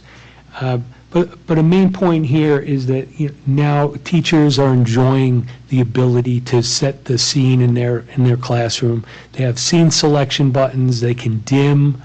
It's a good thing, and it's better lighting. Okay. Domestic water and HVAC. Through implementations of faucet aerators and toilet and urinal adjustments, say that twice, we expect to reduce water usage 12 million gallons. This will reduce expenses related to water, sewer, and natural gas consumption, because we're no longer heating that water, by around $120,000 a year in utility savings. Heating, ventilation, and air conditioning, known as HVAC, involves many mechanical components, all which need to be managed and controlled. By fine-tuning and repairing broken equipment, combined with managing schedules and set points, McKinstry is guaranteed an additional savings of greater than $300,000. Thank you very much. So we're working closely with our folks in the maintenance department, so we're all on the same page with this. A major project associated with this performance contract involves electrifying 2 of our elementary schools. Uinta is now 100% electric, where ties to the gas company have been disconnected. I think we might be the only elementary school in the country that did such a thing, but maybe there's 1 or 2 others. That's how ambitious this is. But we believe that the technology is there. What you see on the screen right now is 10 air source heat pumps. These now sit in the parking lot, that very large parking lot we have at Uinta. and that is there to serve as a replacement of the gas-fired boilers. We are at Backman, which is the other school. We went with a hybrid approach where we still have gas flowing, and the recently purchased efficient gas boilers are being kept to meet peak load, as at Uinta, we have electric boilers to meet that peak load. At both schools, hot water, kitchen equipment has been converted to electric. We'll be monitoring these systems closely, evaluating their performance during the heating season, which is knocking on the door. We also do expect improved air quality both inside and outside of the school. Now, here's my favorite part of this project, as if you can't imagine there's more to it. We have large solar arrays installed on 6 of our elementary schools. We're producing enough electricity with the 2,500 panels to power more than 200 homes. They are on track, in my estimation, to supply 8% of the power needed by our newly improved efficient schools. And if we include the solar that we already have, we're up to 10% of our electricity coming from our own produced renewable. We anticipate incentives from the Inflation Reduction Act to bring in around $1 million. Utility bills should drop by an additional $80,000 to $100,000 based on this production from these panels. Lessons learned are many, actually, but I think the most important one to point out is that we can get 80% of the carbon reduction from the hybrid model as opposed to the full electric model at about 50% of the cost. So that's what we'll be looking at more closely for the upcoming phase that McKinstry's happy to recommend. And supply chain issues as well. It takes more time than you think when you start ordering this equipment that's in strong demand. All right. This is another work of art graph from McKinstry found in their roadmap, and it depicts a waterfall chart of our path to zero by looking at solar efficiency, electrification in grouped projects over time. You can see the greatest impact came from efficiency. That's that big orange. I'm colorblind. I think it's orange. That is the LED retrofit that we did. You'll notice in the group 2, the biggest chunk is projected to come from additional solar implementation, which you'll hear about in a minute. And then it goes along and definitely gets expensive as we move out away from things that actually produce and reduce our utility bills. So proposed fiscal 25 projects include these 8 schools for solar, as well as evaluating battery for our transportation depot. And we'd also do additional efficiency work, including air sealing, plug load management. And McKinstry also offers an education module called Power Ed. This is designed to educate students, faculty, and staff with behavior-based energy efficiency and STEM education with career development as well. Candace will evaluate this program and see how it might enhance her efforts. Finally included in this McKinstry fiscal year proposal is providing engineering and pricing for what could be our next 2 hybrid electrification projects, and the schools identified have been Whittier and Ensign. Fiscal year 26, they're proposing to include an additional 7 solar installations and the actual implementation of the electrification hybrid systems at those 2 schools that were mentioned. This McKinstry slide provides estimated Phase 2 costs and benefits, including the projects from both fiscal year 25 and fiscal year 26, so lumping the 2 together. While it's not altogether accurate, it does give the sense that adding another 17% to our emissions reduction target will be expensive. Upfront costs are high, but there will be large utility savings and important to highlight the IRA incentives, estimated to be greater than $5 million. And this might not be around for as long as promised by the government. Another attempt at a joke. However, it's on the table right now. Your kids are laughing at home, Greg.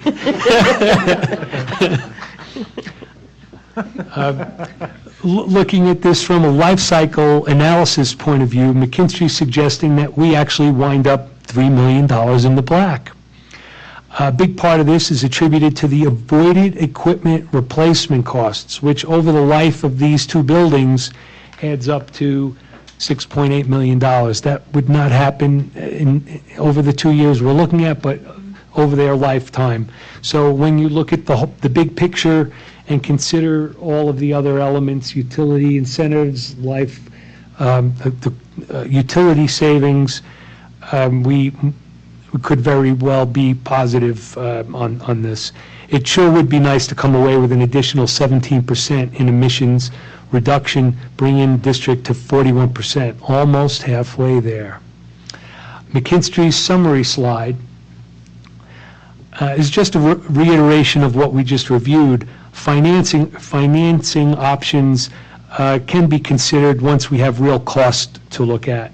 If McKinstry will guarantee these savings, once again, we can entertain potentially another tax-exempt lease purchase or TELP method of funding, where the savings are directed towards paying off the loan to get the work done during fiscal year 25 and 26. Isaac, back to you. See, I told you I had a good team. I know you guys have questions. Obviously, this is the time to do that. We do have, I failed to mention, these guys are some of the smartest people I've ever met. And they know and they love this program. So it's exciting to hear this. There's some scary numbers in front of it. There are ways to get over that with some alternative funding options. But there is a time frame that we have that. I do want to go back to the IRA for just a second, that ends right now as of 2032, and that reduces our costs somewhere between 25 and 30%. The government incentives cover that for us. So there are some time frames involved. Greg mentioned that we have a lot of planning we have to get ahead of. We have to place orders a year in advance before we'll even see the equipment to actually start doing the work. That's just some of the issues that have come up over COVID and everybody wanting to do exciting things like this. But questions and concerns? Board Member Bay. All right. So as we are waiting the new building of the district, the new district building, I mean, are we looking into having, still using boilers with gas, or are we just staying away from gas at all? So the district office obviously has been in process for a while. Yeah. So there are some mechanical equipment in there, but there were other things that, based on performance and pricing, we did like the smart glass on the building. So in the morning, it'll, when the sun's on it, it'll darken, keep a lot of the heat out, and then as the day goes on, it'll adjust to allow light in and the seasons. But based on that was, unfortunately, over the years, there's been this disconnect between the functioning facility side and the sustainability side. But we're really working as a team to pull that together. We've had a myriad of meetings with us five and all of our facility staff. A lot of the conversations we're having is, okay, here's our 5-year plan of equipment. And McKinstry's helped us identify areas where we can adjust or say, okay, well, instead of doing this here, maybe we ought to look at another option. The hard thing is our budget has always been, we have a limited amount of money that we go and say, okay, we're going to replace this boiler because the boiler's bad. Well, the boiler's not the only part of the HVAC system. it's more appropriate that if you're going to change that into a hybrid or a low emission system, is that you need to replace that entire system.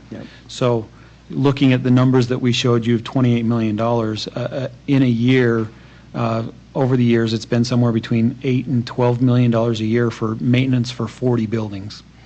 To electrify one building, we're looking between $4 and $8 million just for that one building.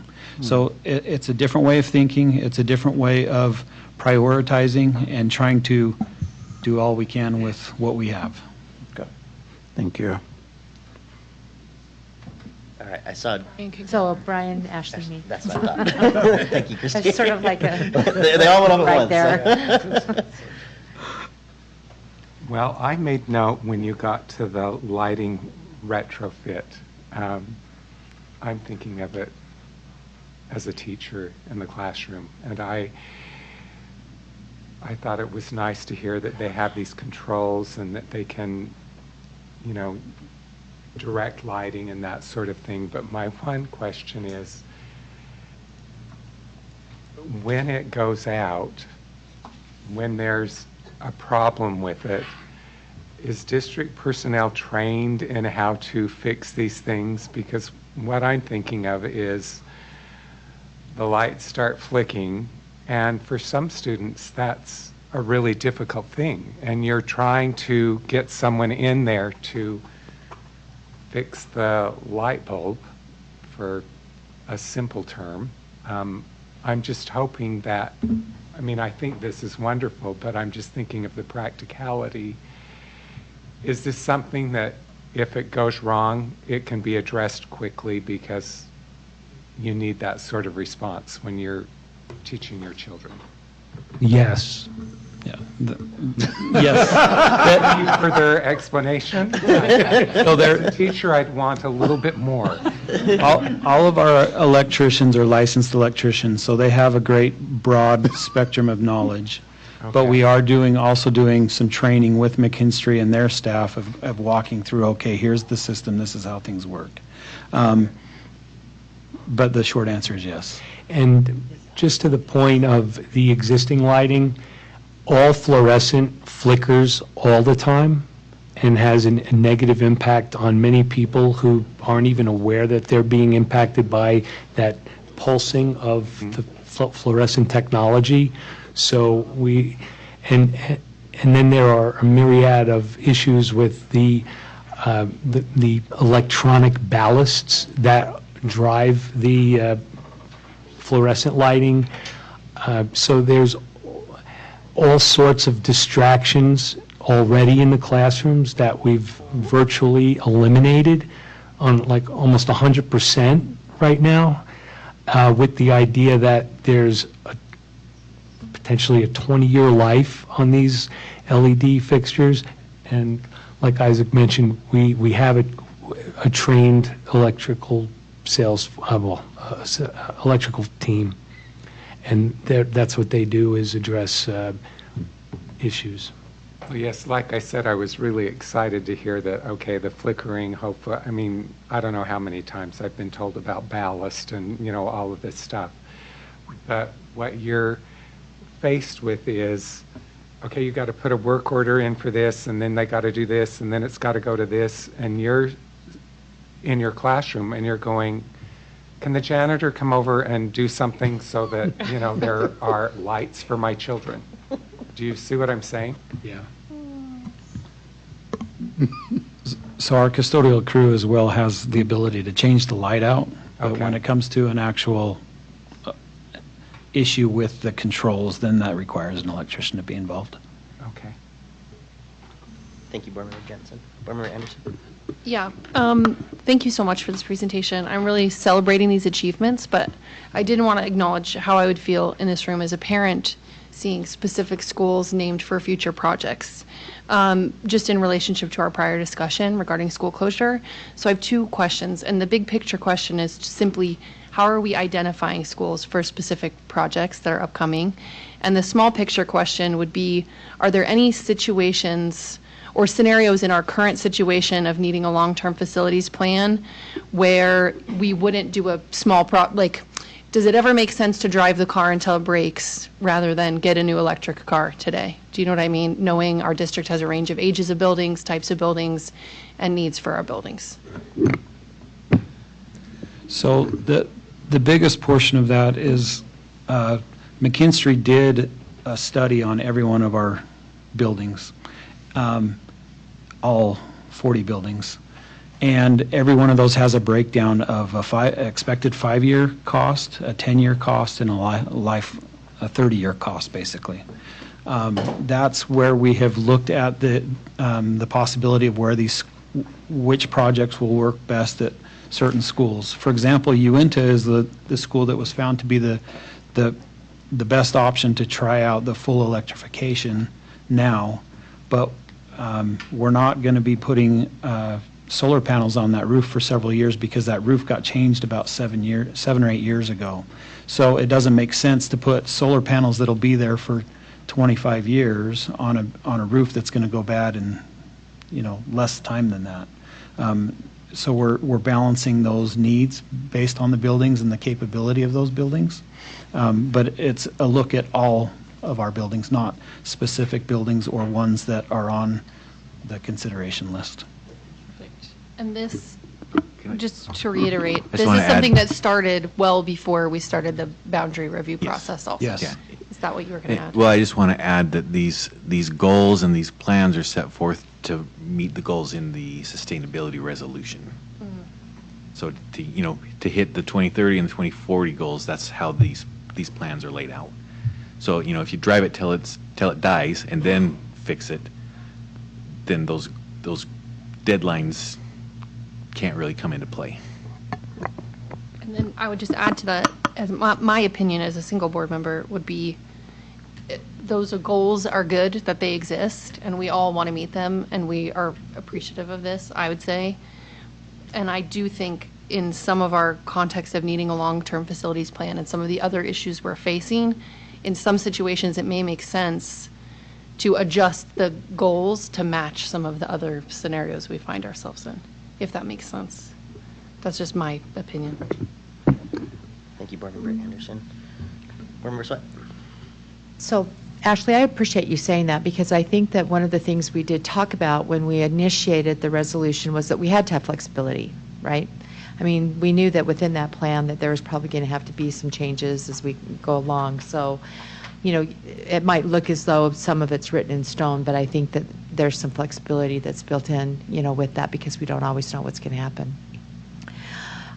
For me personally, I feel as though, Greg, like you do, I just want to really celebrate some of those moments that you had because the significant savings, makes a difference, in how we move forward through this plan. And so because of that, I think that it's important, Alan, if you would just take a minute and just talk a little bit about, for those that are new and maybe who are listening, how we're paying for this. Well, all I can talk about is how we're paying for phase 1. Yeah, for phase 1, that's right. How we're going to pay for phase 2 through 6 is Yeah. a future discussion. That's right. So with phase 1, we basically got a loan to pay for the upgrades up front, and then it's a 15-year loan that we're paying off with savings. So we're taking those savings from the energy payments, electricity, gas, water, and applying those to the loan. So kind of a net zero, but we had to come up with a mechanism to get the money up front. To be able to do that. The loan was that mechanism. And so in a sense, that pay as we go, is kind of plays into that a little bit, and I appreciate that we're being fiscally responsible with our dollars, for our taxpayers, that they understand that we're looking at, here's this debt that we have, but also with the savings, we can pay off the debt, and then move to look towards what we do for phase 2. At this point right now, really it's the savings that's going towards the debt payment and not any of our money from capital. Is that right? Correct. So I think that that's significant too. That we're looking at that our capital monies are being spent on the current buildings that we have, but the resources that we're using is from the from the savings and from the loan. And I think that's significant. That I will tell you that was one of the components that when Salt Lake City School District presented at National School Boards Association last year, that was really something that business administrators, and Greg knows this, that they were just blown away by the plan that we had put together and how aggressive it was, but yet how smart it was. And as I sat in that workshop last year, and at the end of it, and not in a very long time, have I ever seen people stand up and clap. Because it was really amazing, the things that we, this goal, these things that we've said we want to do. We live in a bowl here in the valley, and our air is terrible. And I think that hats off to us. And to be able to say that we have 12 buses now, that we could have 16, and that we're learning how to make life go with them and be able to transport students, across our valley and know that we're not contributing, a little bit less to the bad air that we have in the valley. So it's hard sometimes when we're going through difficult times to look at the celebrations, but this is a celebration. And I just really wanted to say that out loud. Thank you for the work that's been done. And going forward, I will be a taxpayer looking at what Salt Lake City is doing to help make our air clean in our valley. Thank you, Board Member Sweat. Board Member Seeker, Vice President Williams. I just want to add to the celebration. I think kudos to those students. They made this happen. Yep. I was present in that presentation, and I couldn't be more proud of these young students who are now going to law at school. Brown. Yeah, they're going to all these prestigious Ivy League schools, but they came up with this, and I think this is the true gem that Liz is talking about. The Salt Lake City School District, this is their product that they brought forth, and we get to be a part of that recognition. But these students need a huge round of applause for what they found and went forth and did. And so, And if I could add, the reason for those 2 interviews, it was predicated on the fact that it was student initiated. Yes. and student involvement. Yeah. Vice President Williams?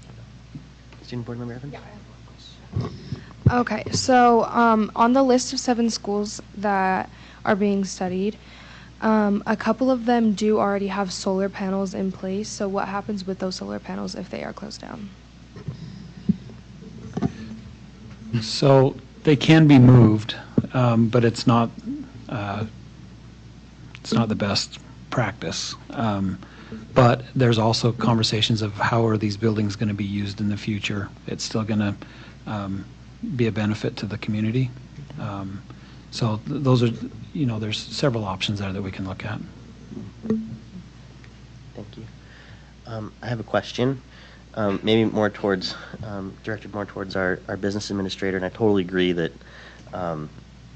it is a celebration, but, work and initiatives, student-driven or district-driven, it does require some funding.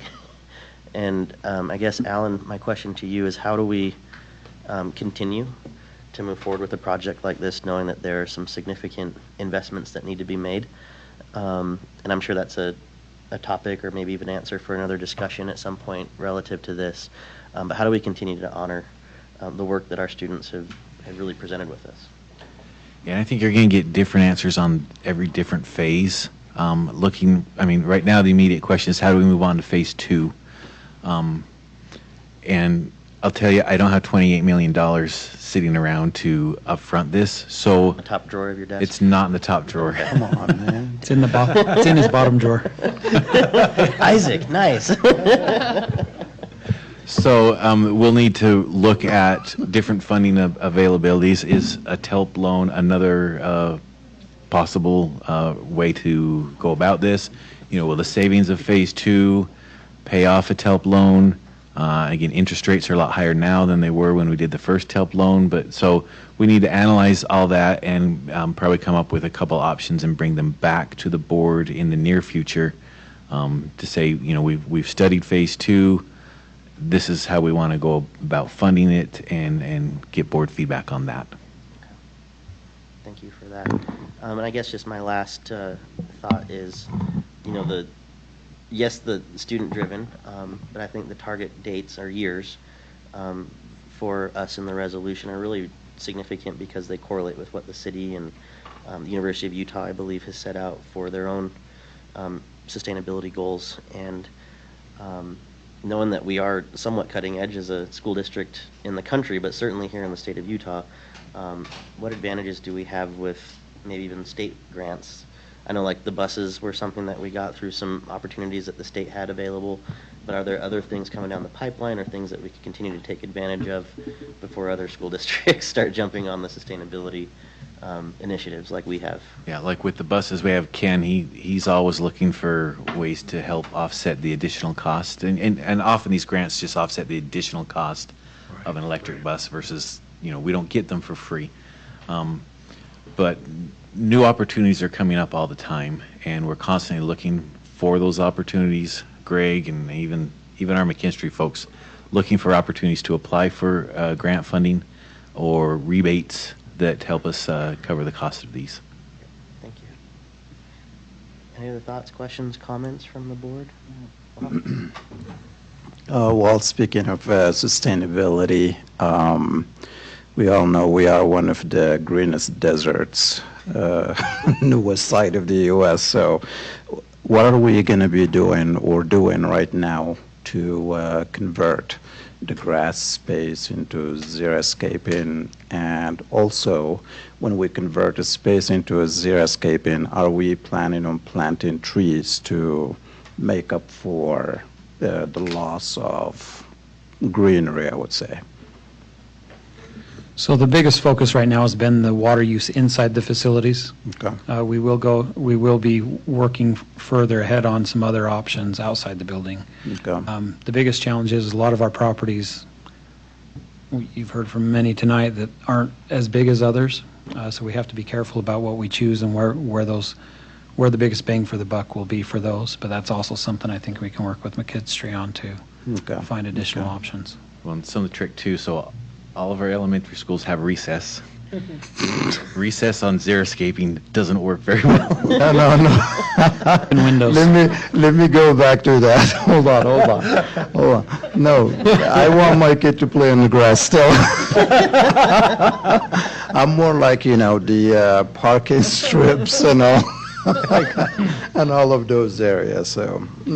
We've got one other McKinstry gentleman here that has some answers for you right now, actually. Yes. So one of the things we're looking at in regards to that is eventually we're going to run out of roofs that are appropriate for solar panels at this time. We're going to start looking at either ground-mounted solar arrays or parking lot canopy arrays in a way that will, provide shade for both teachers or potentially even over the student play areas, over the blacktops.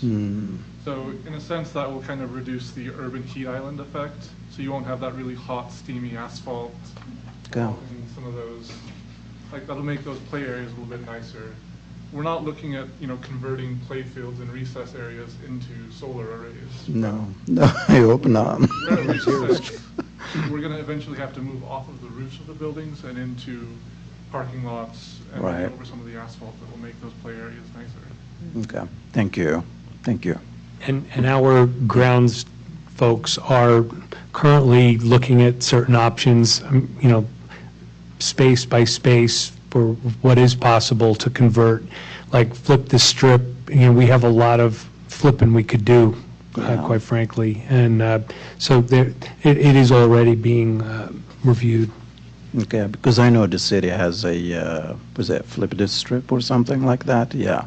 Well, I sent them a photo of my, parking strip, but they've never responded. So, but I really, really appreciate that because, water has been an issue, and I'm hoping we'll have a good snow, season again. And I like what I'm seeing over at East right now, the front side of East, because I do see that there is a shrinking of a grass space, putting more parking lots. And then also I'm seeing there are some plans in there to make more of, local type of plants. And so And I think that is so fantastic actually to see. So that should be like a model that we could, look up to as we go in the future. And we do have a relationship with Tree Utah. Yes. Where we're planting trees in appropriate places, working closely with our grounds folks. So there's that going on too. Sounds great. Thank you. Thank you. Well, if there's nothing else, thank you, Greg, Isaac, McKinstry folks. And I just, one last kudo is, what we've learned throughout this process is that this wasn't just a resolution that we stamped and said and talked about and highlighted. It was something that's lived on.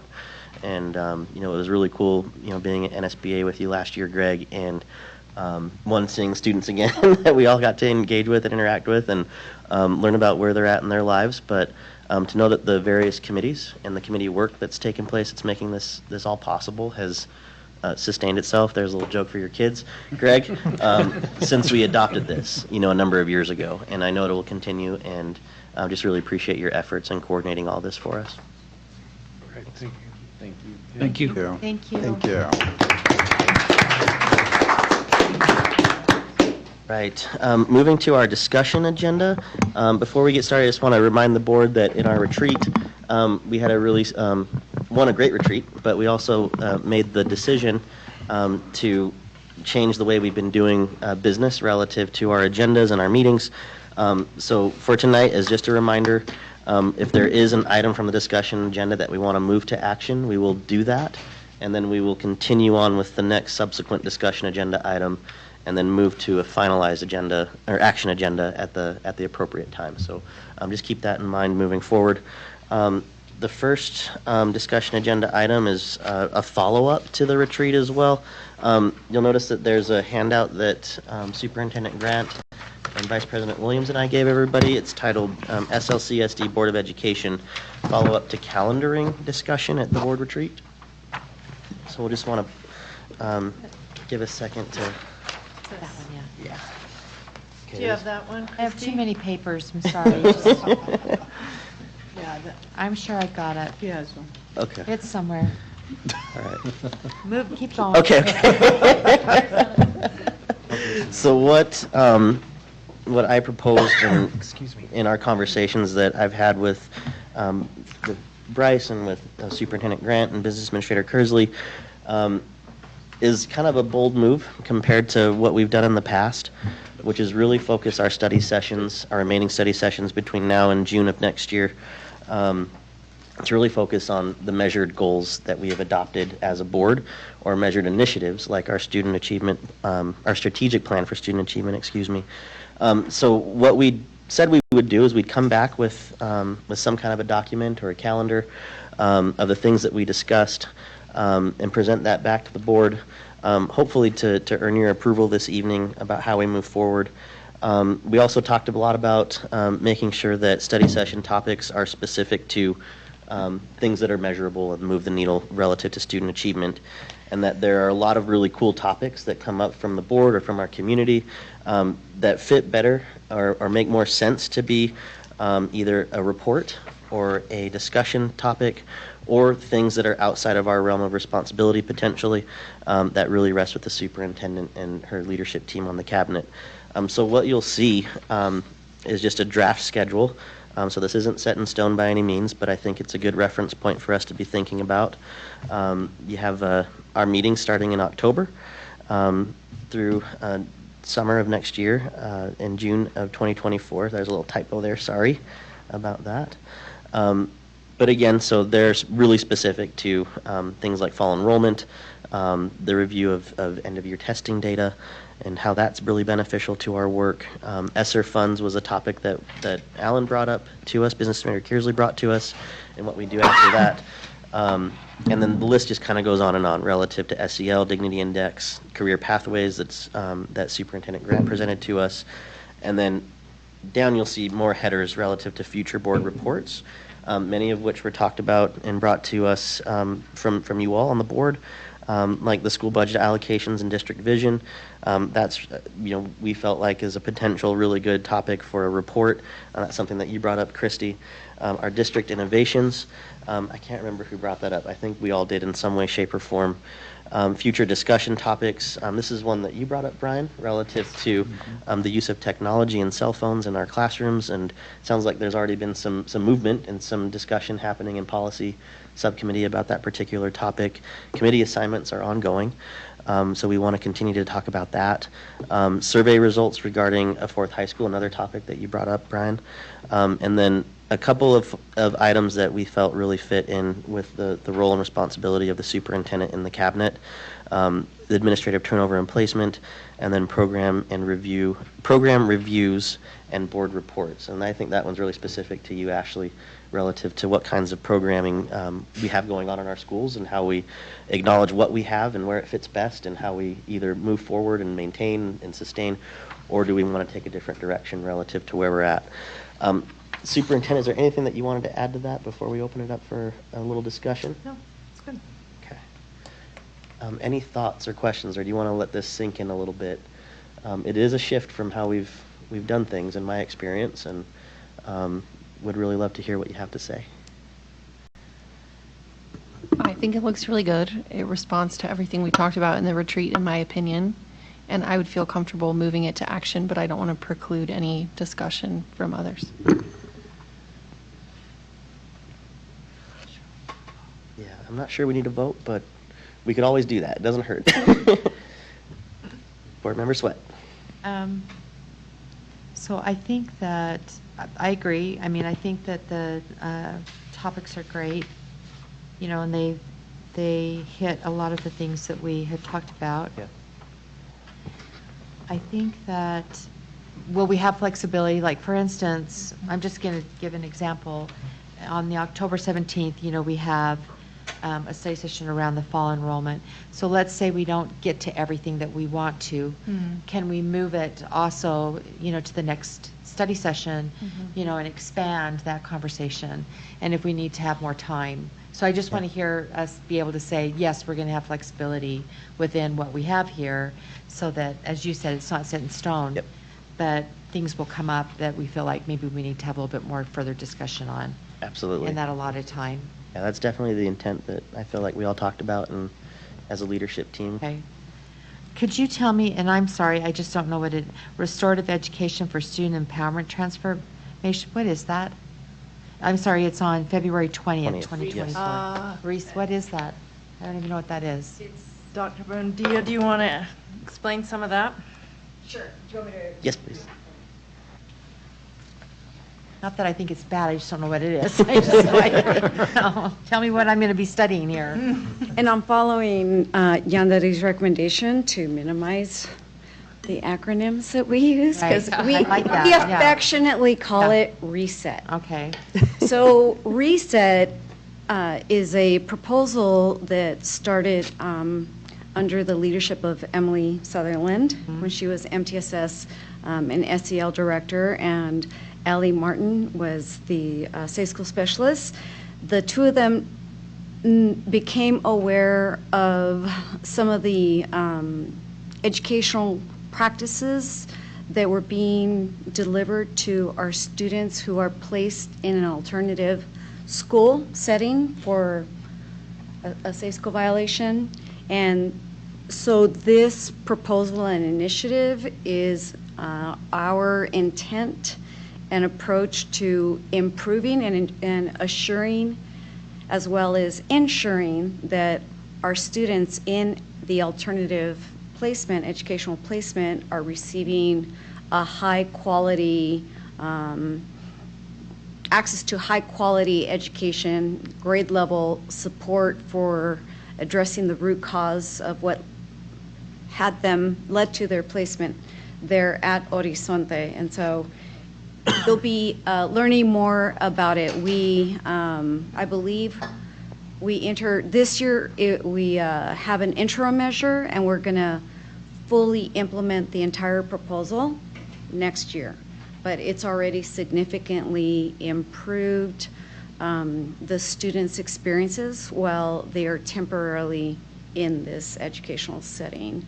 And I mean, one of the immediate wins that we had is the students are in school, in a classroom, for a full day, Monday through Friday, which hadn't been happening before.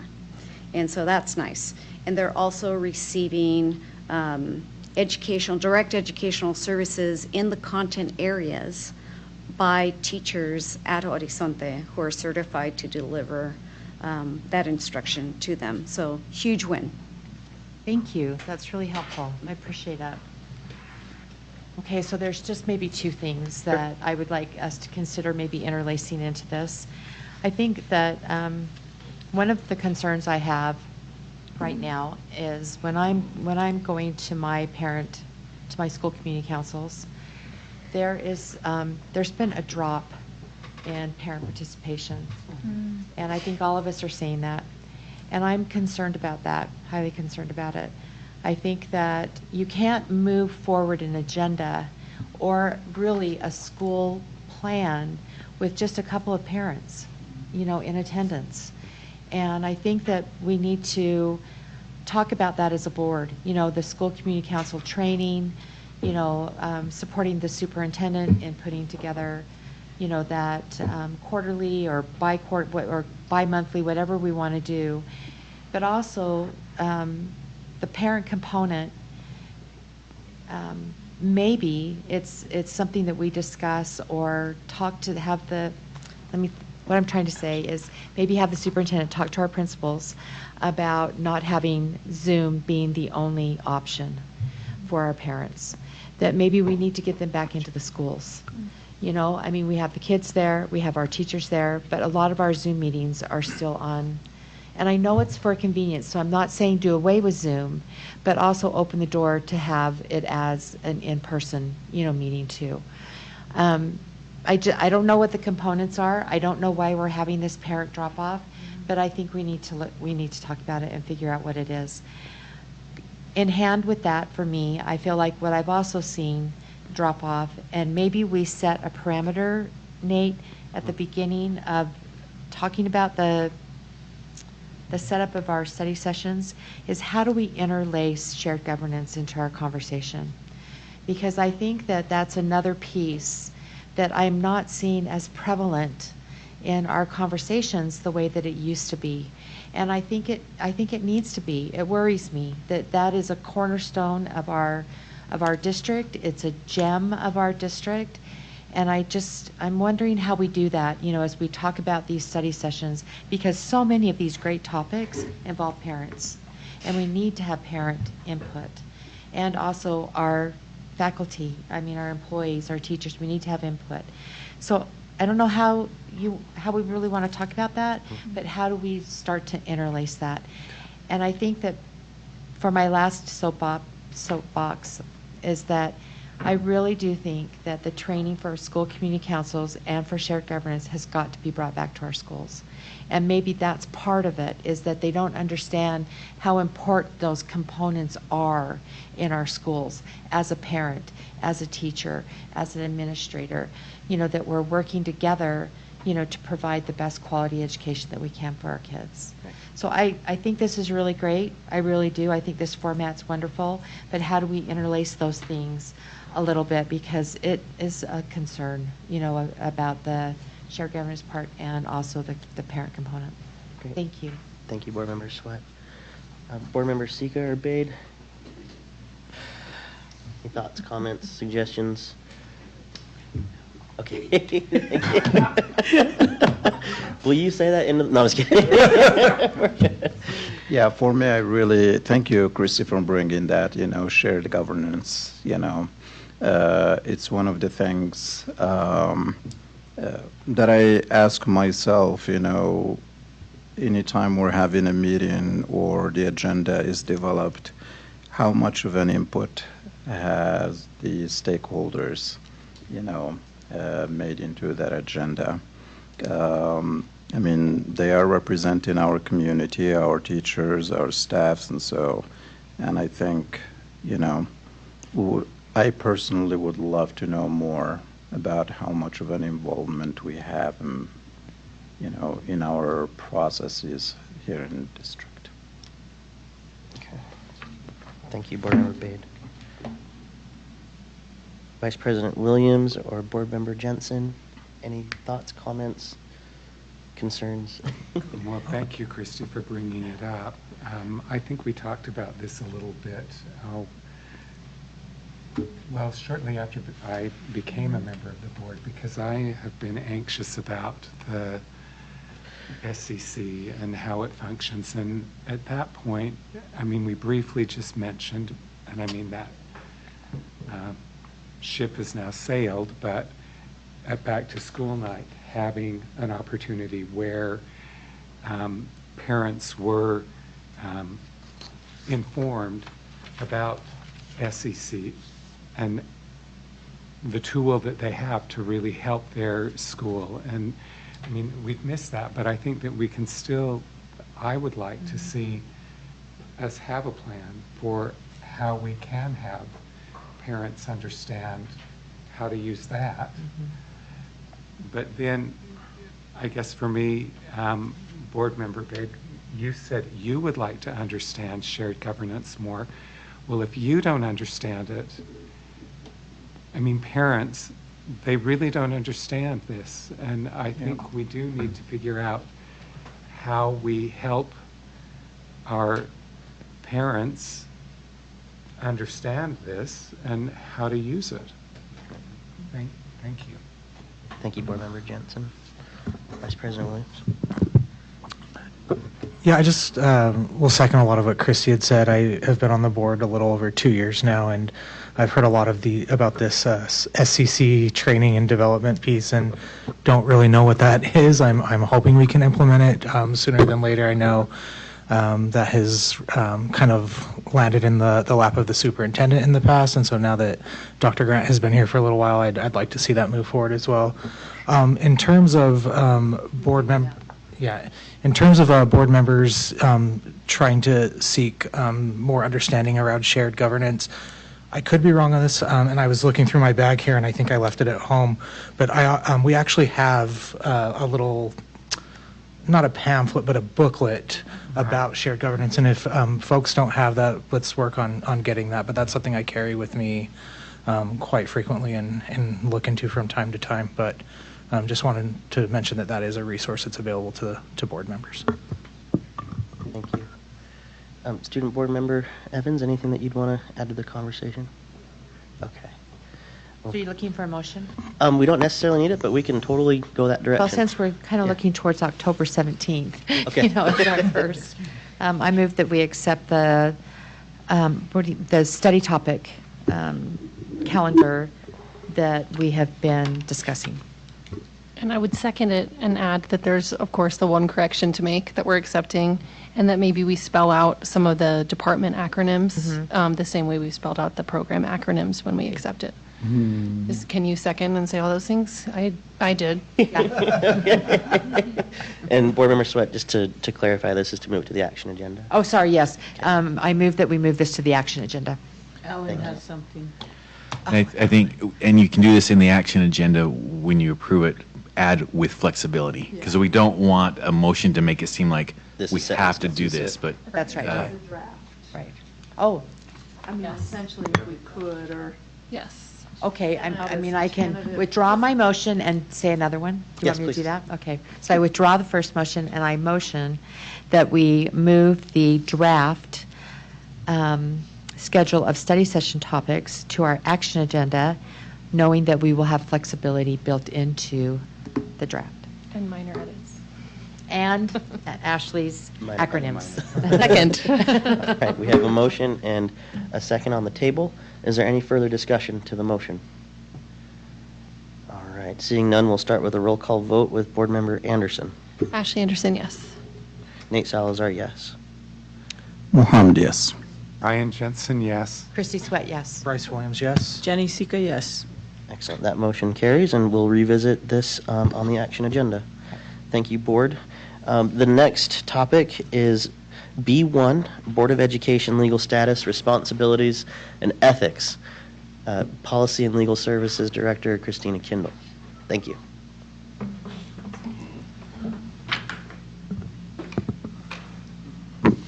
Hey, everyone. So Board Policy Subcommittee met, and most of the policies were approved on your consent agenda tonight. As the board knows, any B policy, B standing for board, comes before the board on a discussion agenda regardless of whether or not they are substantive changes or not, simply because the board owns all of these policies and procedures. So Board Policy Subcommittee discussed B1 in the 2 documents relating to student board member applications and appointments.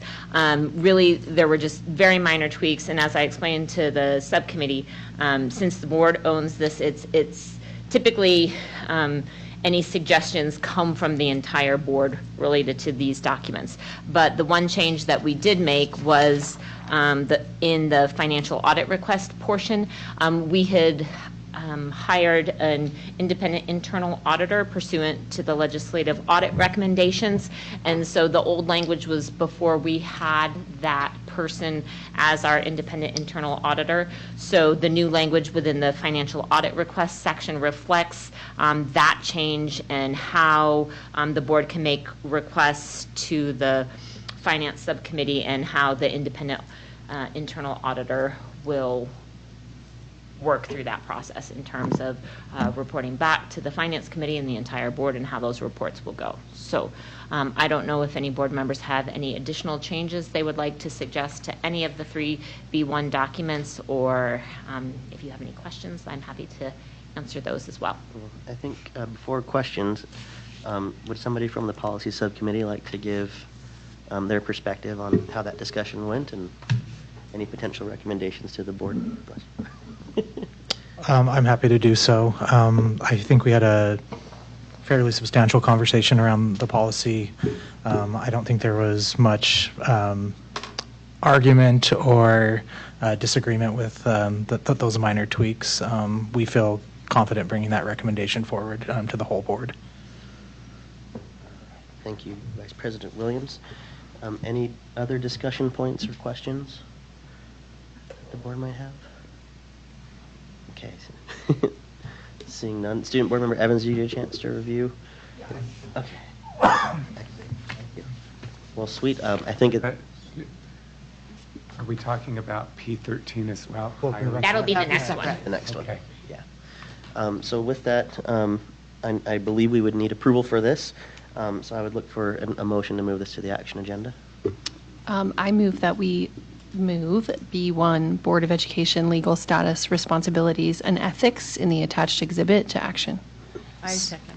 Okay, we have a motion and a second on the table. Is there any further discussion? Can we just clarify that it's all 3 documents, just not the board policy, but it's also the student board member application and all the application guidelines? All of the items noted in the attachment. Perfect. Thank you for the clarification. If there's no further discussion, we'll start with a roll call vote with myself. Nate Salazar, yes. Mohammed, yes. Ann Jensen, yes. Christy Sweat, yes. Bryce Williams, yes. Jenny Sika, yes. Ashley Anderson, yes. Excellent. That motion passes. Don't have to go anywhere, Christina, so you're still with us for our 3rd discussion agenda topic, which is Board Policy P13 hiring, which is a new policy that you and the policy subcommittee are introducing to the board. That's correct.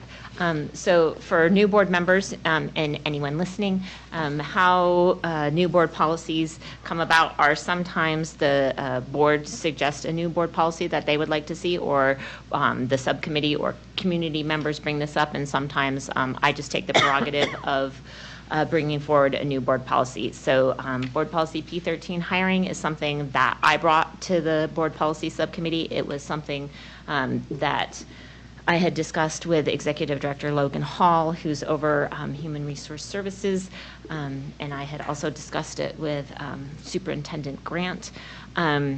Most of our, well, I would say the vast majority of school districts have a hiring board policy.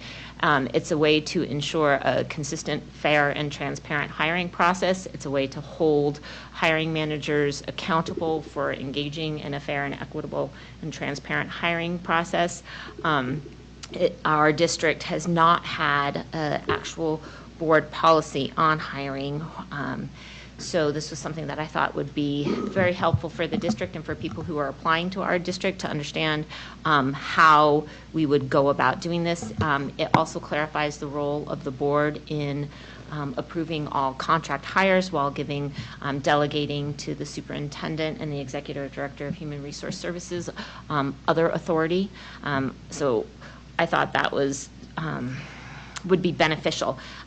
This board policy, if it were to be approved by the board, would have accompanying administrative procedures. Those have not yet been drafted. There was no real point in drafting those until I understood whether or not the board was willing to move forward with a board policy on hiring. But how that process would work would be if the board approved this board policy, then I would work with Executive Director Hall, not Dr. Hall, but Logan, to create those administrative procedures, and then the administrative procedures would come before the entire board.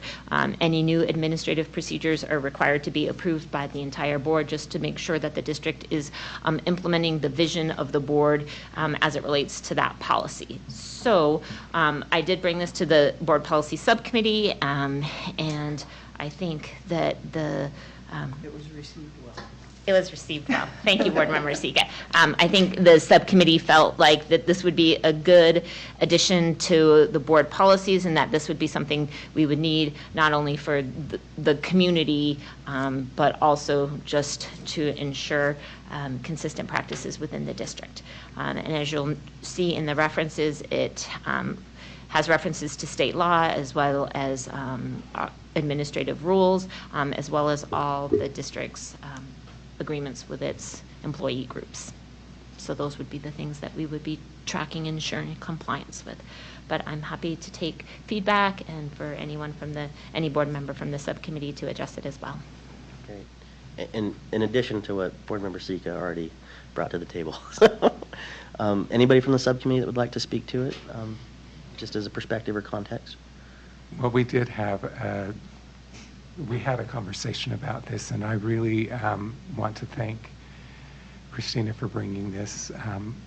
I had also talked to the superintendent a little bit about hiring and how I felt that we needed to address this, and to me, this is the beginning of how we address it. We've now created a policy, but I think it's really essential, and that last sentence says the district will set forth its specific processes for implementing. So to me, that's where we will now have our administrative procedures, because I think there has been confusion with hiring committees and how those operate. Are there deadlines for when you can submit? Because we have that domino effect that, you know, when we lose an administrator in one school because they've moved to another one, then, I mean, we saw that this year. So it seems to me like this will really be helpful for us to have an administrative procedure that we can refer to. Thank you, Board Member Jensen. Any other questions or comments?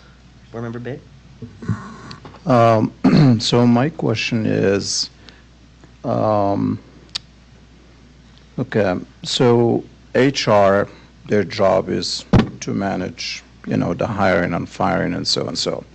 So with this, does that mean us as a board, we're going to be like an oversight over like who is being hired and how they're hired, or because there are already policies out there managing, you know, the issue of like making sure we hire without discrimination and so on. So I'm just still trying to wrap my mind. What brought this change? What has led to this change? Is there something that, you know, caused it to happen? Like equal employment opportunity policies that require us to not discriminate and that kinds of thing. But in terms of our hiring practices and in terms of when people need to apply to be in certain like pools to become an administrator, or sort of rubrics that hiring managers should be using or questions that should be asking, I think we could provide a lot more guidance, and that's what Logan Hall feels as well, to those hiring managers as to how how to go about more the individual specifics of how to hire someone, right? How you move through that process, how long we should be expecting, people to review applications, when applicants can expect to be hearing back, and when, after you've made a decision, who has the responsibility of notifying people who didn't get the job that, the position's been filled. I mean, those types of specifics is sort of what we would be addressing in the administrative procedures. From the board perspective, this would not change at all how the board functions in terms of you would still receive a human resources report and you would still be approving all contract hires. Okay. It's just, I know that when Mr. Hall presented at the last board meeting in terms of explaining some of the processes and clarifying that email that you got, what the board's role was versus what the district's role was, this would sort of formalize that as well. Okay. Does Thank that make you. sense? Yep, that makes sense. Thank you so much. Of course. Thank you, Board Member Bade. Board Member Sweat? This is great. I think that we've needed something like this for quite some time. I think having administrative procedures, there's been countless conversations at this board table about our hiring practices. And so I think that this is needed. And I appreciate the question that, Mohammed asked, because I think that it's important for us to know that we have policies in place that help guide those hiring practices. So thank you for bringing that forward. I just have like a little thing, because I really like the word that you use in the second to the last paragraph where you talk about the board's authority, and you say, that with the recognition that the hiring of any contract employee shall be subject to ratification by the board.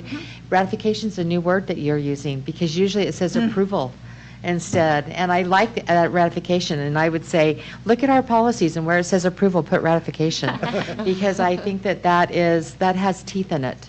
And I think that's important. So, but really, thanks to the policy committee, and I think this is a great start. Thank you. Ms. Kendall, would you mind just kind of recapping our process for adopting a new policy, right? Like oftentimes in my experience on the board, if it's something new like this, we kind of want to digest it and sit with it for maybe another meeting or two. And, but if the board's comfortable, we can obviously approve it if we'd like or send it to action. But I don't think we have a specific process laid out. I mean, we have in the past on some things that are more, that people have questions or concerns about or want to digest. We have done like a first and second reading, and clearly I think that typically happens with administrative procedures, which are much longer and much more detailed. So we can certainly bring it back. You can certainly direct me to put it on consent for the next agenda, or you can just move it to action now. But there's no requirement for it to be done either way. You have plenty of flexibility in that regard. Great. And so say, in the chance that we do approve this tonight, the administrative procedures would be presented next and approved. Right, and I just need want to set up a reasonable expectation. So Yes. writing administrative procedures takes a bit of time, and I would probably email the subcommittee to see whether or not they would like to review them first before they come to the board, because I think that would be helpful to have the subcommittee's perspective on that. And that subcommittee, next one would be like in November. Is that right? Yeah. Okay, in November. So I wouldn't be expecting to bring administrative procedures back to the board before December. Okay. And to be clear, this probably, I could change some of it. It says the district will set forth, so I could still put this policy online without administrative procedures and indicate that the administrative procedures are pending, or if the board would prefer that I hold and put it all online together once we have approved administrative procedures, I could do that as well too. Great, thank you. Board Member Sweat? So Christina kind of answered my question, but yet I still feel like it's probably something that we should now ask ourselves. Yeah. Because I think that although I don't see this as a policy that creates any controversy, I think that it's a new policy. I think that I appreciate the question that you asked, because usually we do at least bring it back for another reading, to make sure that we all feel good about it. And I don't think that it's in a time crunch, correct, Superintendent? And so for me, I'm fine either way. If the majority of the board wants to put it forward and pass it into action tonight, that's fine. I would probably be more inclined to do the first reading of it and then go ahead and do it the next time. But I appreciate what she just outlined about the administrative procedures, because that really is the guts of what this is. And so it's nice to know what the timeline is. I agree with you, they're complicated, to be able to get that quickly to us. But if we are going to put this up on the website, if the majority wants to put it forward tonight, then I would definitely like to have something bolded or notice on there that the administrative procedures are being worked on, and that in a sense this is a draft, so that. Well, not that Not the a draft, policy no. is, okay. Exactly, yeah. Great, thank you. And Gary, you were, Christy said what I was going to say. Just essentially that, this is, doing a first and second reading makes the most sense, because while it's attached on the agenda, people who may have wished to comment about it or message us may not have heard about it until tonight, and now they can review that attachment and give us their feedback. So I think that's prudent. Additionally, I think a lot of people have been specifically asking for a policy such as this. Yeah. So what may be additionally prudent is to say, if we haven't heard any feedback, we could recommend that Christina put it on consent. Like if we find there are no additional items to discuss, Okay. it's reasonable to put on consent, in my opinion. I don't know if we have to move that formally, but that's my opinion. I'm seeing some head nods from the board that will support a second reading or potentially a consent agenda item pending feedback we get from the community and internally from our employees and staff. Perfect, thanks so much. Thank you, Ms. Thank Kendall. you. Thank you, Christina. Right, well, that moves us to the action agenda. We have two items on the action agenda. One is the board calendar, and the second is the B1 Board of Education Legal Status, Responsibilities, and Ethics topic. So I will entertain a motion for the board calendar. Move to approve the board calendar. Second. All right, we got a motion and a second on the table. Can you Any clarify further- the second? Clarify the I second. heard 2 seconds, Oh. just for the I minutes. won, it was me. Yeah. I put my 2 next to Ashley, so I think she did win. Sorry, Mohammed. Mohammed, you could do the next one. Yeah. I need to. I'm just so tired, I was going to say, second in Arabic for a second there, but You need more coffee, sir. I don't know. Thank you. All right. Any further discussion to the motion on the table? Just all the things we noted in the original motion. Exactly. I know we have that recorded and noted. Perfect. Thank you, Board Member Sweat. Sorry, April. But nonetheless, we'll start with a roll call vote with Board Member Babe. Mohammed, yes. Brian Jensen, yes. Christy Sweat, yes. Bryce Williams, yes. Jenny Sika, yes. Ashley Anderson, yes. Nate Salazar, yes. Perfect. That motion passes. If I could just take a moment of personal privilege as the board president in getting this particular item ready for our retreat and talking about it with the superintendent and Alan, Board Member Kersley, and Vice President Williams. I also had the chance to talk about this vision with Richard Stoll from USBA, and he was so enthused that we are working on something like this. And I'm going to call him tomorrow and say, the board move forward with that vision. And I think what he was so excited about is that knowing the troubles that we've had in the past in the audit, he said, Nate, there might not be another board in the state that is exercising their role as a board member or as a collective board with the fidelity that this process could bring our school board. And so I just wanted to highlight that. Not to throw any other school board under the bus in the state. They're all doing a fine job as far as we know. But nonetheless, I just want to applaud our board for taking this on in the way that we have tonight and moving student outcomes to the forefront of our study and our practice. So thank you for that, board. And I'm going to call Richard in the morning and tell him the good news. Thank you for letting me take that personal privilege there. The next item on our action agenda is B1, Board of Education Legal Status, Responsibilities, and Ethics. Board Member Jensen. Move to approve Board Policy B1. Second. Mohammed, you're there. I got you down. Board of Need to be quick. Education Legal Status, Responsibilities, and Ethics to Action. Perfect. Thank you so much. Any further discussion? Okay, seeing none, we'll start with the roll call vote with you, Brian. Brian Jensen, yes. Christy Sweat, yes. Bryce Williams, yes. Jenny Sika, yes. Ashley Anderson, yes. Nate Salazar, yes. Mohammed, yes. Perfect. That motion passes. Thank you, board, for that. Our next agenda items are a superintendent report. Great. I have some great news to report about progress in our schools and what we're accomplishing in the classroom. This is where we want our focus over the next years, right, is on this work. And recently, the Utah State Board of Education put out a report on reading achievement and growth across the state. And some of our schools figured highly in that report. And I just want to read some of this and make sure I capture this right. Edison Elementary was recognized by the state for having the second largest increase in the state in kindergarten achievement against the grade level benchmark for 22-23. Wow. So an impressive That's great. an impressive achievement there. Mary W. Jackson was on the top 3 schools in the state for third grade English learners meeting the benchmark. Riley was tied for first for students in third grade meeting that benchmark who were Hispanic or Latino in background. 26 new teachers have completed letters training. K-3 teachers have completed that training, which means we're constantly adding to the number in our workforce who are well-trained in reading instruction and beginning to implement that this year. We have more than 160 educators working on their ESL endorsement to improve instruction in that area. There are a couple of high school things to note too. We have 2 high schools adding the state's new data science class for the 2023-24 school year.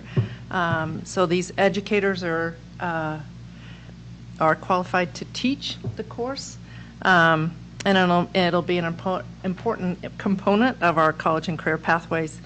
Also, West High is finishing their IB accreditation visit, and we were on a call today with the international IB team on that. West was out. There are now about 6,000 IB programs in the country. West High was number 345. In that list in getting started in IB. So the Salt Lake District is leading across the country, across the world. I just need to say, I was, when I was again working at George Washington University, I worked in the program in Azerbaijan. Azerbaijan has an IB program, and West High School has an IB program. So this is truly a worldwide project that we're involved in, and we were one of the front runners that way. And this is an amazing showing of the district support and the board support for these kinds of things. The last thing I want to mention is that, again, we're holding the area information meetings about school closure, and on Saturday, we'll hold one from 9 to 11 at Glendale High School, so encourage the public to attend, or Glendale Middle School. What's on your mind? Wow. At Glendale Middle School. And then there will be 3 other meetings after that to finish out in the coming weeks. Great. All right. We moved on to our board member reports. I'll start on this end of the table with Board Member Sika, if you have a report. She's looking at me like, Nate, why'd you do that? Actually, I just want to say thank you for, the superintendent's report, because I have talked to some of my schools in my precinct, and they have voiced many a times of those recognitions that haven't been shared. And so, thank you. Thank you so much, because those are huge feats of accomplishments, and it's something to be celebrated. So thank you. I have a report, but Brian's going to do the report. Huh, Brian? Yeah. Remember our report?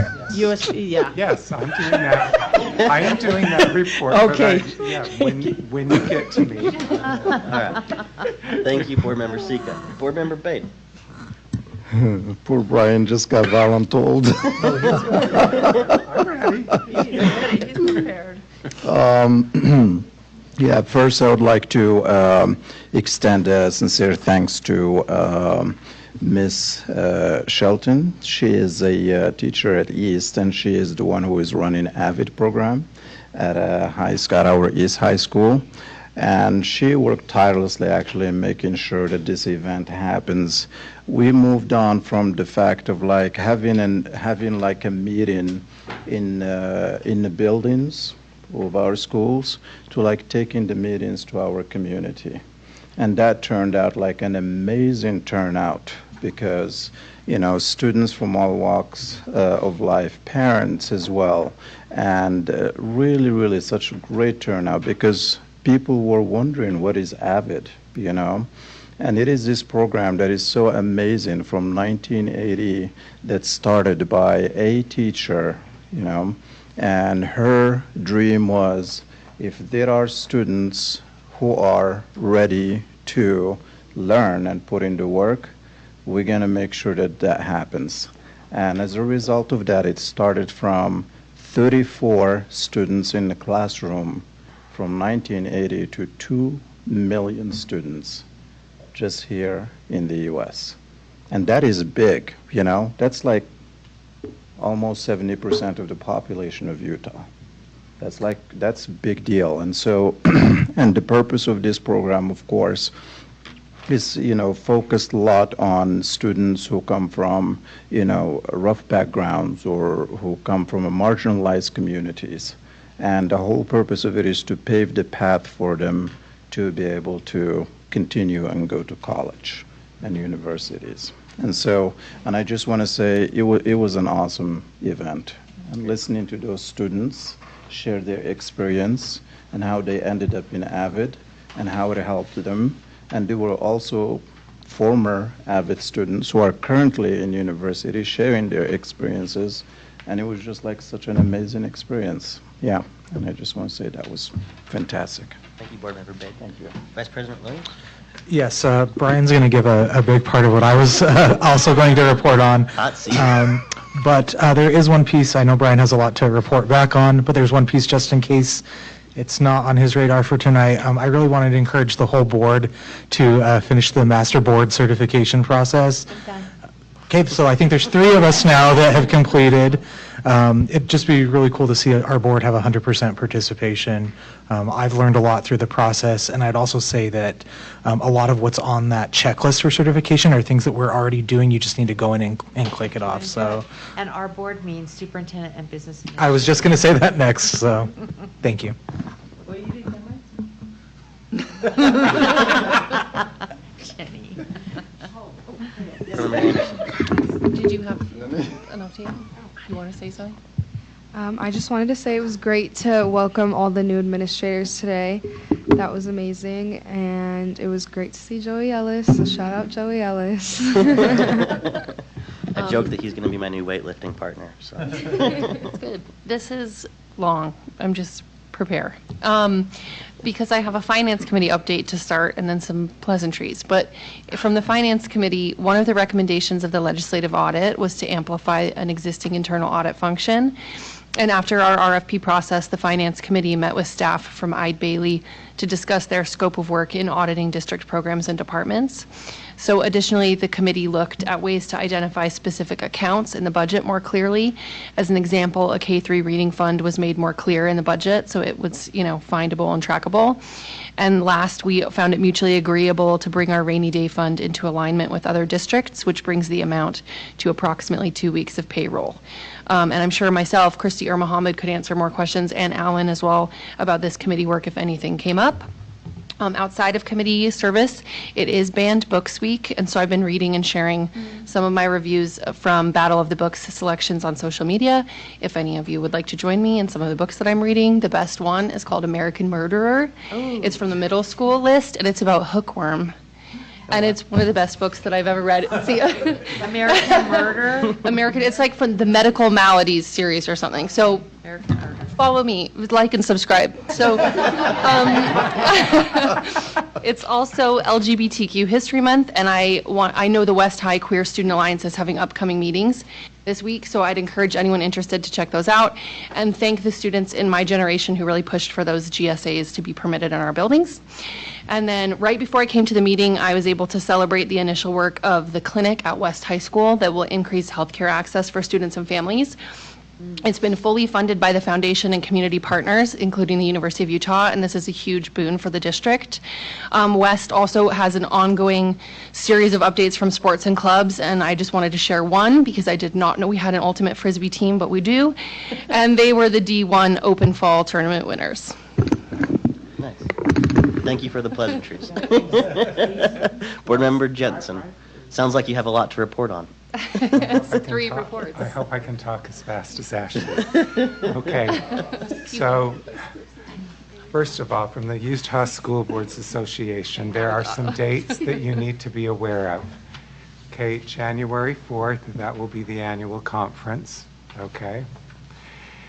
Then Bryce, he talked about the Master Board Award, okay?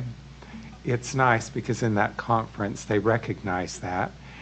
If you don't know how to find that Master Board Award, I'm just going to quickly tell you, you go to USBA. On the home page, it's going to tell you resources. You're going to click on resources. Right underneath resources, there are these delightful icons, and one of them is Master Board. I'm working on mine as well. Okay. You need to have that done. There is a deadline, December, okay? So beginning, yeah, December 1st, okay? So we're getting close. We are. Okay. Then there are 3 JLC dates that I'll tell you about that you could at least be putting down. The first one, well, it goes along with the annual conference. There's a JLC that day, okay, on January 4th. Then there's one on the 19th, and there's one on the 26th, and there will be others, but I'll report that later. Bryce and Jenny and I attended the regional USBA meeting last Wednesday night, okay?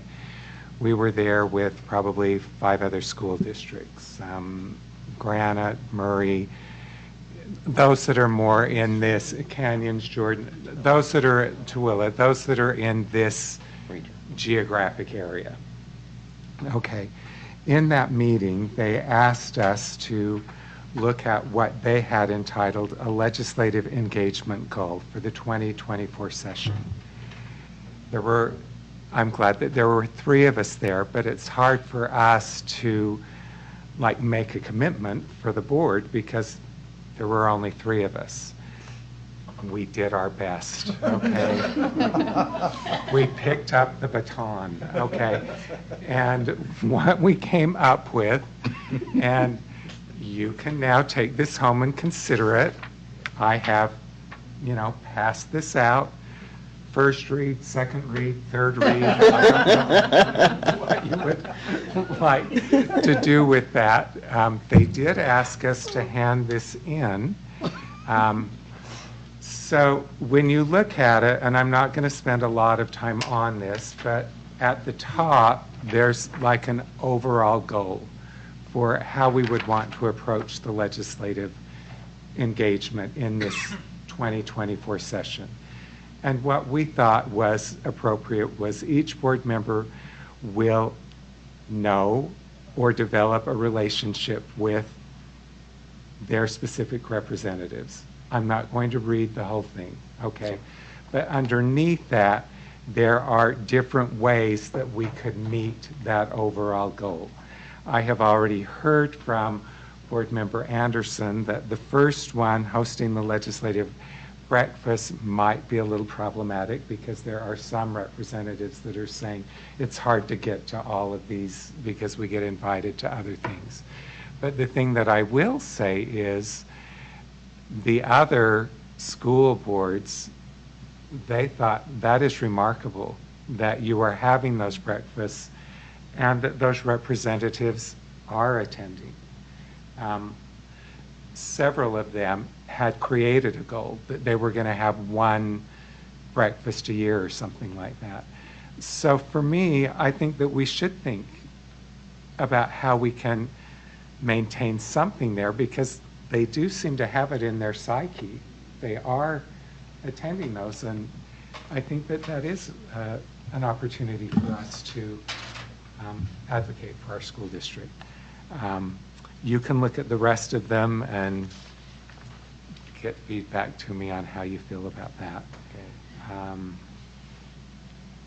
And Brian, I know we kind of jokingly talked about first or second readings. Is there a timeline that you would like the board to approve that something like this as a goal, or is this just something that we need to keep in Well, mind? I think that it would be nice when I go back to the next Board of Directors meeting, which will be in December.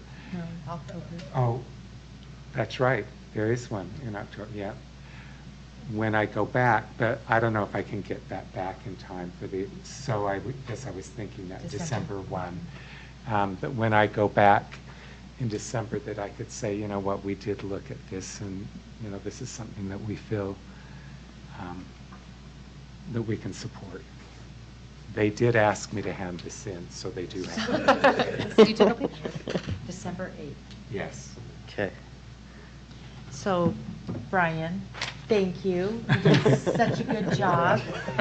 You know, it's, I think that one of the things I was thinking about when you were talking is, I think the legislative breakfast has been great that we've done that. Maybe looking at, I don't know if Yandri was with us then, but when we set meetings up at the Capitol with them, Yeah. those seem to work really well too. You know, so maybe that's what, they have a caucus luncheon, right, Yandri? They have a caucus luncheon, so that might also be something where we could get on their agenda, Superintendent. You know, instead of trying to do a breakfast, that we go to the caucus, the Democratic caucus, because that's where most of ours sit, is in the Democratic caucus. And so I think that we can think outside the box now that they don't have that government meeting place up there. USBA's really had to change how they're doing their Day on the Hill and the Student Day, and because there isn't one big area where we can meet. That's why they have the JLC Right. meetings at Granite. So, Yeah, yeah. it's at Granite. It's holding that. So thank you to you and Jenny and Bryce. Appreciate you being there as our baton carriers. And I think this is great. Well done. Just to respond to that, one of the things that we did put as part of the intermediate goals to meet was all board members would find a day during the legislative session to attend a day at there's the Day on the Hill, and if you can't be there, then another day. And one of the things that they spoke about in this regional meeting was they are going to have individuals from USBA that will be there every day that the legislature's in session, so that if you went up, you know, on the day that worked for you, but you're going, I don't know what to do up there, you can contact them. And I specifically asked the USBA president if she could give us a calendar of who's going to be there, so that when you went up, you would know who you could contact to help you be efficient in how you used your time when you were up there. So I know this is going to sound like a little bit of a sickness, but it really, I mean, for the past 20 years, I've lived up at the, so many hours up at the legislature. I actually enjoy it. So that's the sickness part, right? It is. And I would be happy if anybody wanted to go, I would go. That would Because be I know all great. the nooks and crannies up there, and maybe sometimes how to get a good parking spot. So are we But- bringing Tums, cough drops? What are we? Yeah, exactly. I requested that the district offer transportation. And you know what, can I tell you, Park at my house. we actually used to do that. And Alan, you're just gonna hate that I said this, but there were times when we would say, can we get a ride up? And, our business administrators, sure, and they would help us get up there and then come pick us up, and so we could park, where we were. And that was really nice. So Alan, you could be You might have happy to to- drive Christy and her friends. You might have to put seats in the back of your truck, but Yeah. we'll figure it out. Gonna need to get a bigger vehicle. Yeah, he's gonna need to, get a bit, but yeah, we did talk about that, but I would be happy to. Thank you for to do offering that resource. Yeah, 'cause That's a great Awesome. resource. It is, it's a sickness. Thank you, Chris. And was that your board report, or do you have No, a? I'm sorry, it isn't. Okay. I'm looking at the time thinking, okay. I want to tell you that I always feel just a little guilty, but yet really lucky that I get to have these amazing experiences, you know, in the position that I'm in right now. But I do want to say that this past, when I was in Chicago in the middle of the month at our CUBE conference, which CUBE stands for Council of Urban Boards of Education, that I had multiple people say to me, "Is your board here? Is your board here?" And I always felt a little sad saying, "No, they're not. They're not members of CUBE." And so this is my pitch to you, that I would really like us to look at CUBE, because there are so many parts of it that fit us. And every speaker, every workshop, you would have thoroughly enjoyed. And the other part is that you would have met people from across the United States that look exactly like us and have the same issues: declining enrollment, closing schools, have diverse populations, free and reduced, I mean, everything, the gamut we have. And I just want to leave you with a little thing that our CUBE chair, Gil Garrett, I wrote about him in my USBA newsletter this year, or this month, is a police officer of 25 years in Pontiac, Michigan.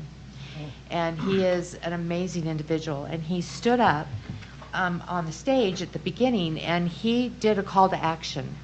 And he said, "You need to be members of CUBE. And the reason you do is because school members need to own the role that you have in an urban school district. You are the leaders of leaders, and that you need to stand in the gap and fight for kids. And this is how you do it." And I love that he used that, stand in the gap, because we talk about it, but we need to do that and fight for our kids. So the conference next year, I believe, it looks like, is going to be in Las Vegas. So that's next door to us. And for us to really talk about it this year, if we want to be members of CUBE, I just don't want to have another year at CUBE saying, "Where's your district?" Because we really do belong there. And it will be a lifelong experience for you to be a part of CUBE. So that is my report. Thank you, Board Member Sweat. I'm going to forego my board member report in the interest of time, mostly because I hate to say it, Jen, I know you packed your bag, but we still need to revisit our closed session. We did not have the opportunity to finish our closed session, so I'm going to entertain a motion to re-enter our closed session because we didn't have that specific language in the original motion. And I will do that for you. Thank you. I move that the board return to a closed executive session to Second. resume Oh. its discussion of character, professional competence, and physical and mental health of an individual, and that the board adjourn immediately upon the conclusion of the closed session. Second. Thank you. All right. Knowing that there's an immediate adjournment, I don't think there's much more discussion, so we'll start with a roll call vote Jenny with board Sika, members. oh, sorry. Holy goodness, Ashley, Jenny, slow your roll. Ready? Go ahead, Christy. I think this is like the first time that you're going to start with me in a Yeah, long time. yeah. So. Christy Sweat, yes. Bryce Williams, yes. Jenny Sika, yes. Ashley Anderson, yes. Nate Salazar, yes. Mohammed, yes. Ryan Jensen, yes. Perfect. Thank you. That motion passes, and we'll go ahead and have folks leave the room, and Thank you. we'll go ahead and get that. Thank you all. Yep. Thank you. Thank you. Goodbye, thank you, goodbye, goodbye. I hope that you're not here when we leave. Your hair looks adorable. No, it's so And then cute. Alan, Too purple, too red, are you kidding? Too purple, too red, no.